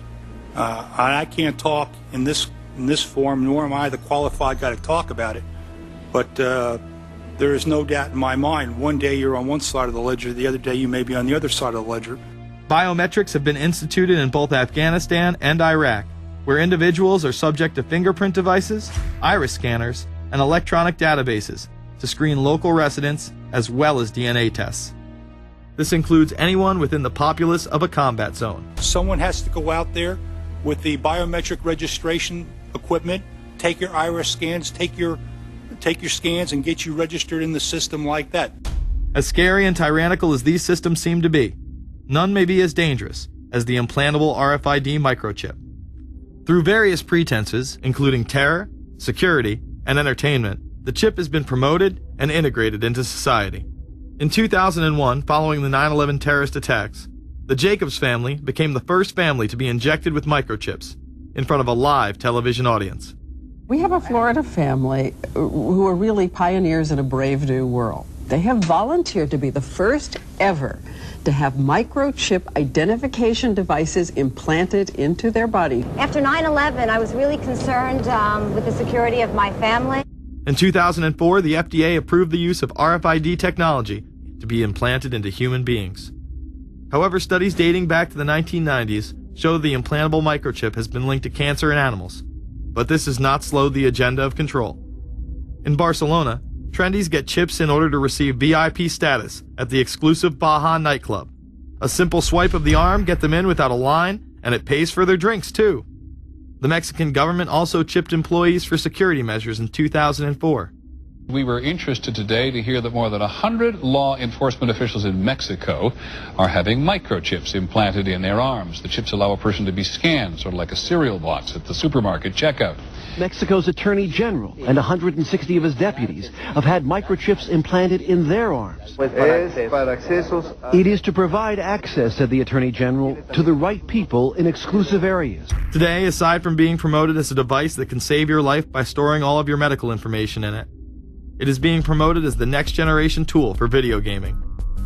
Sega developer Yu Suzuki plans on developing gaming technology using implantable RFIDs. He states, people that have some sort of chips in their bodies, to be able to keep track of vital signs, so it doesn't have to be a scary thing. But you could put a sensor here, you know, a bit like the Matrix, as he points to his arm. It's not really something only in the future. Some people already have them, chips in their bodies. Suzuki is correct. It has never been easier to order a microchip online and implant it under your skin. Microchips implanted in your hand, arm, or shoulder is just the beginning.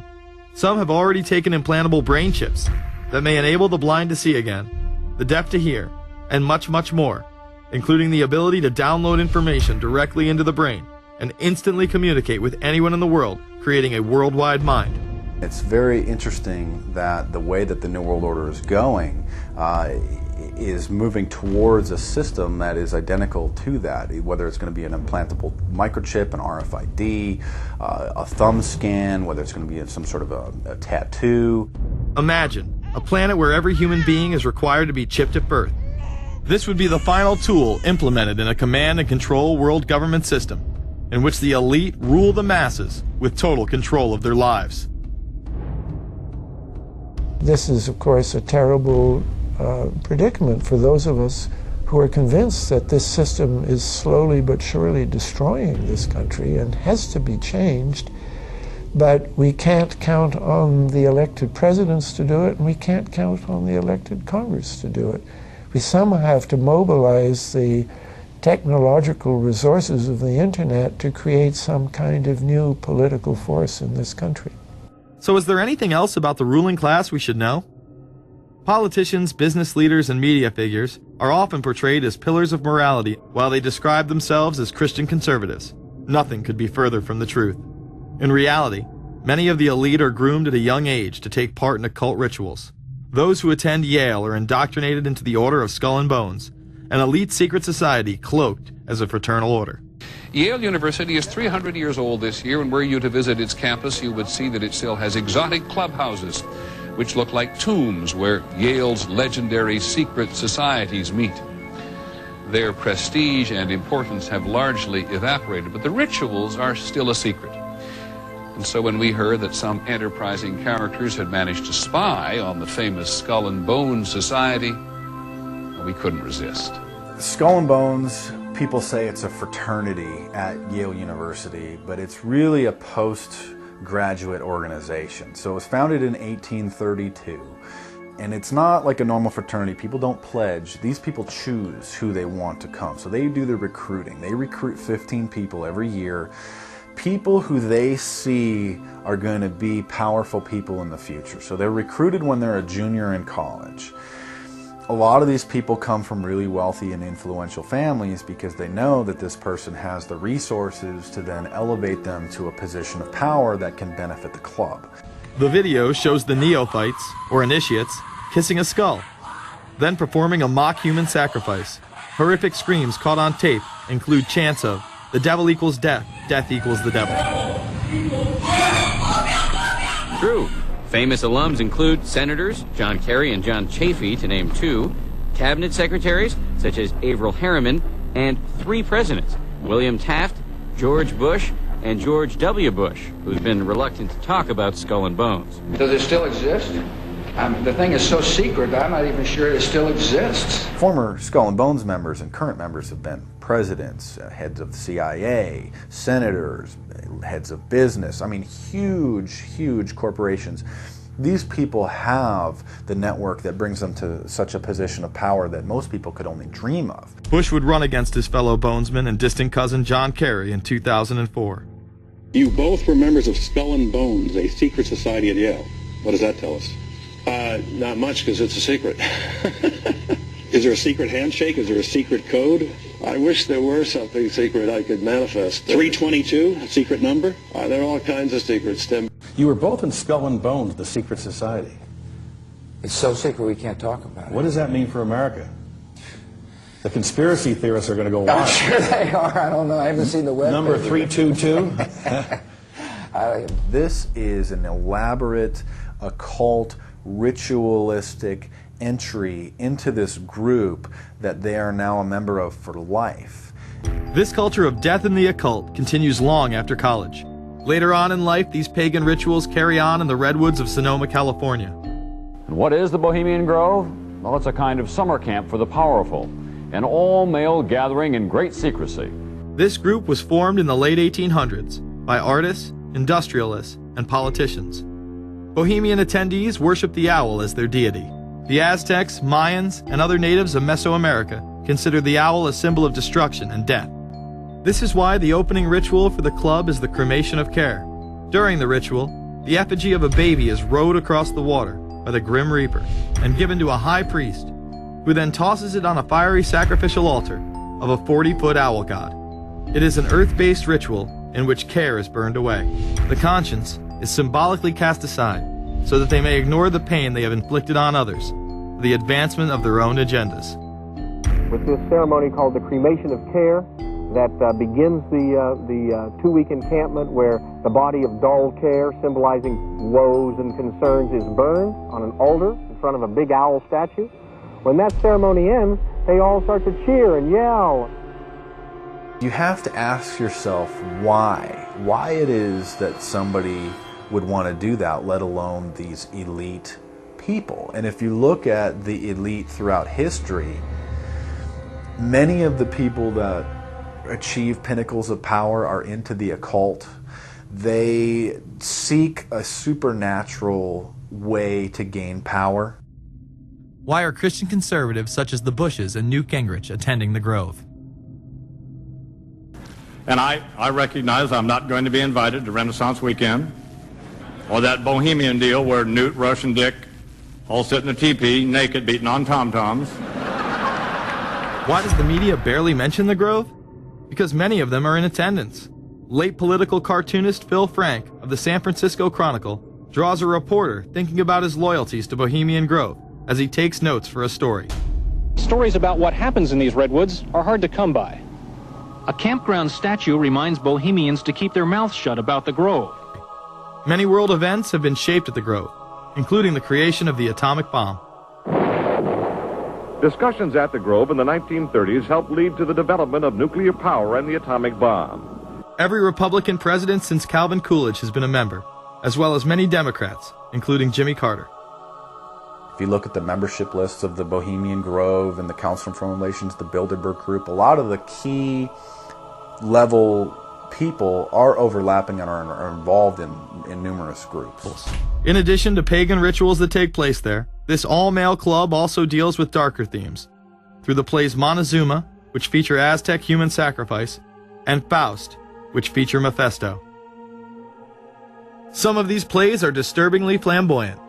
Many of the elitists have a penchant for cross-dressing and singing show tunes. Perhaps that is why much of the all-male staff also happen to be homosexuals. Well, each year, many of them seem to have a stunt or try to come up with a stunt. Last year, in 1980, the popular button was Free the Fortune 500. Bohemian Grove that I attend from time to time. It is the most faggot goddamn thing you will ever imagine. In 2004, the New York Post reported that gay porn star Chad Savage would be servicing moguls at the Bohemian Grove. In recent years, several politicians have been outed in scandals, including Senator Larry Craig, who tried to solicit sex from an undercover officer in 2007. Even more shocking, it was revealed in 2004 that right-wing blogger James Guckert, who had unprecedented access to the White House during the Iraq War, was actually Jeff Gannon, a madam and male prostitute for MilitaryStuds.com. During his 2 years writing for GOP USA and Talon News, Gannon officially made over 200 appearances at the White House. Oddly enough, over 24 of these visits would take place when there were no scheduled briefings. He failed to check in or out with the Secret Service on many other occasions, coming and going as he pleased.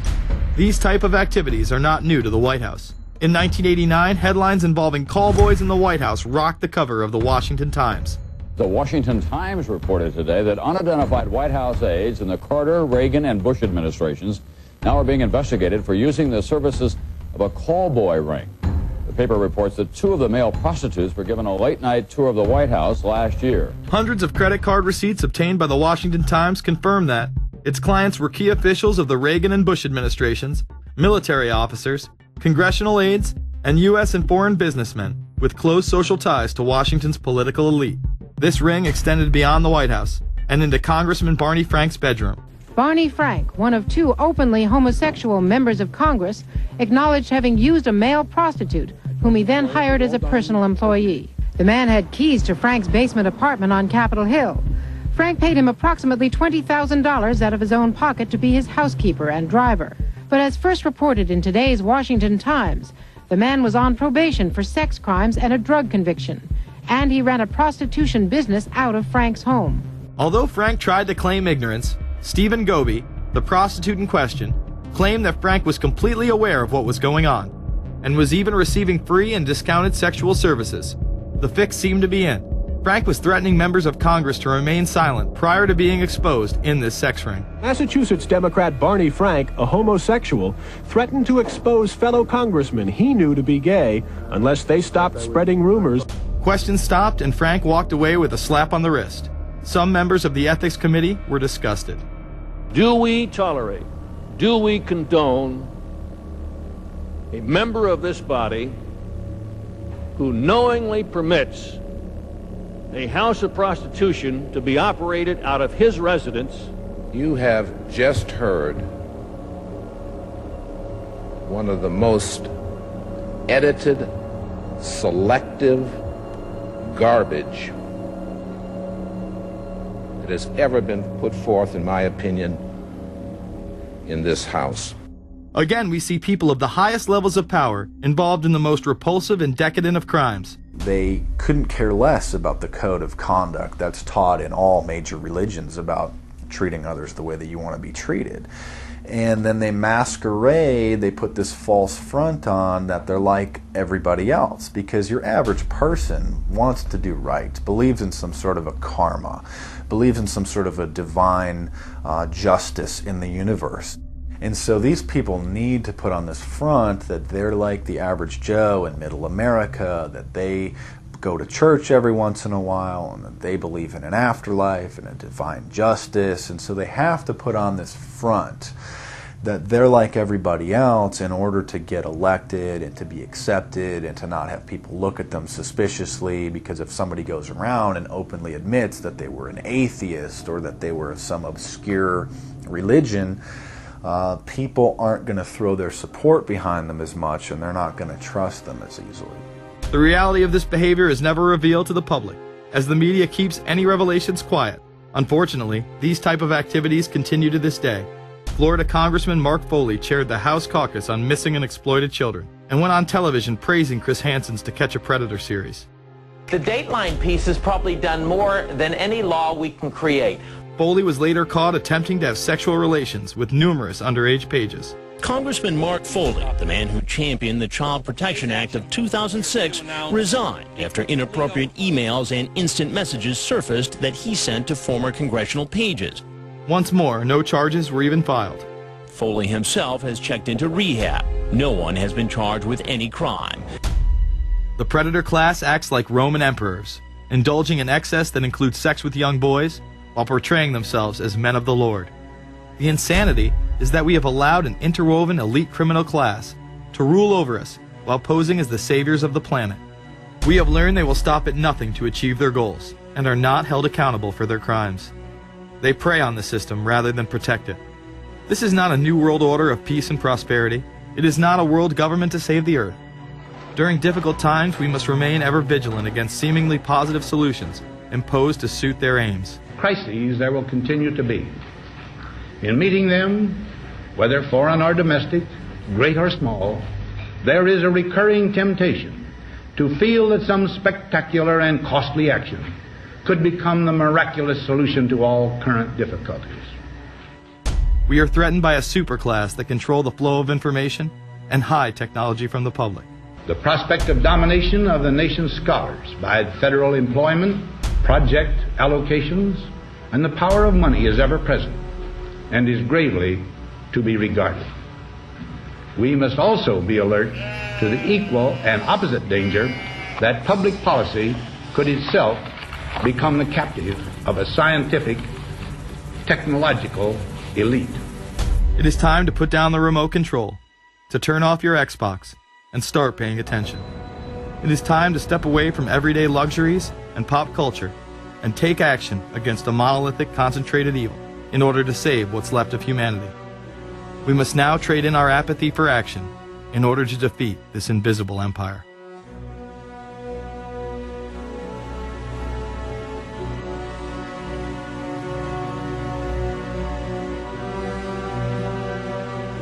How set up are we to deal with this new world order?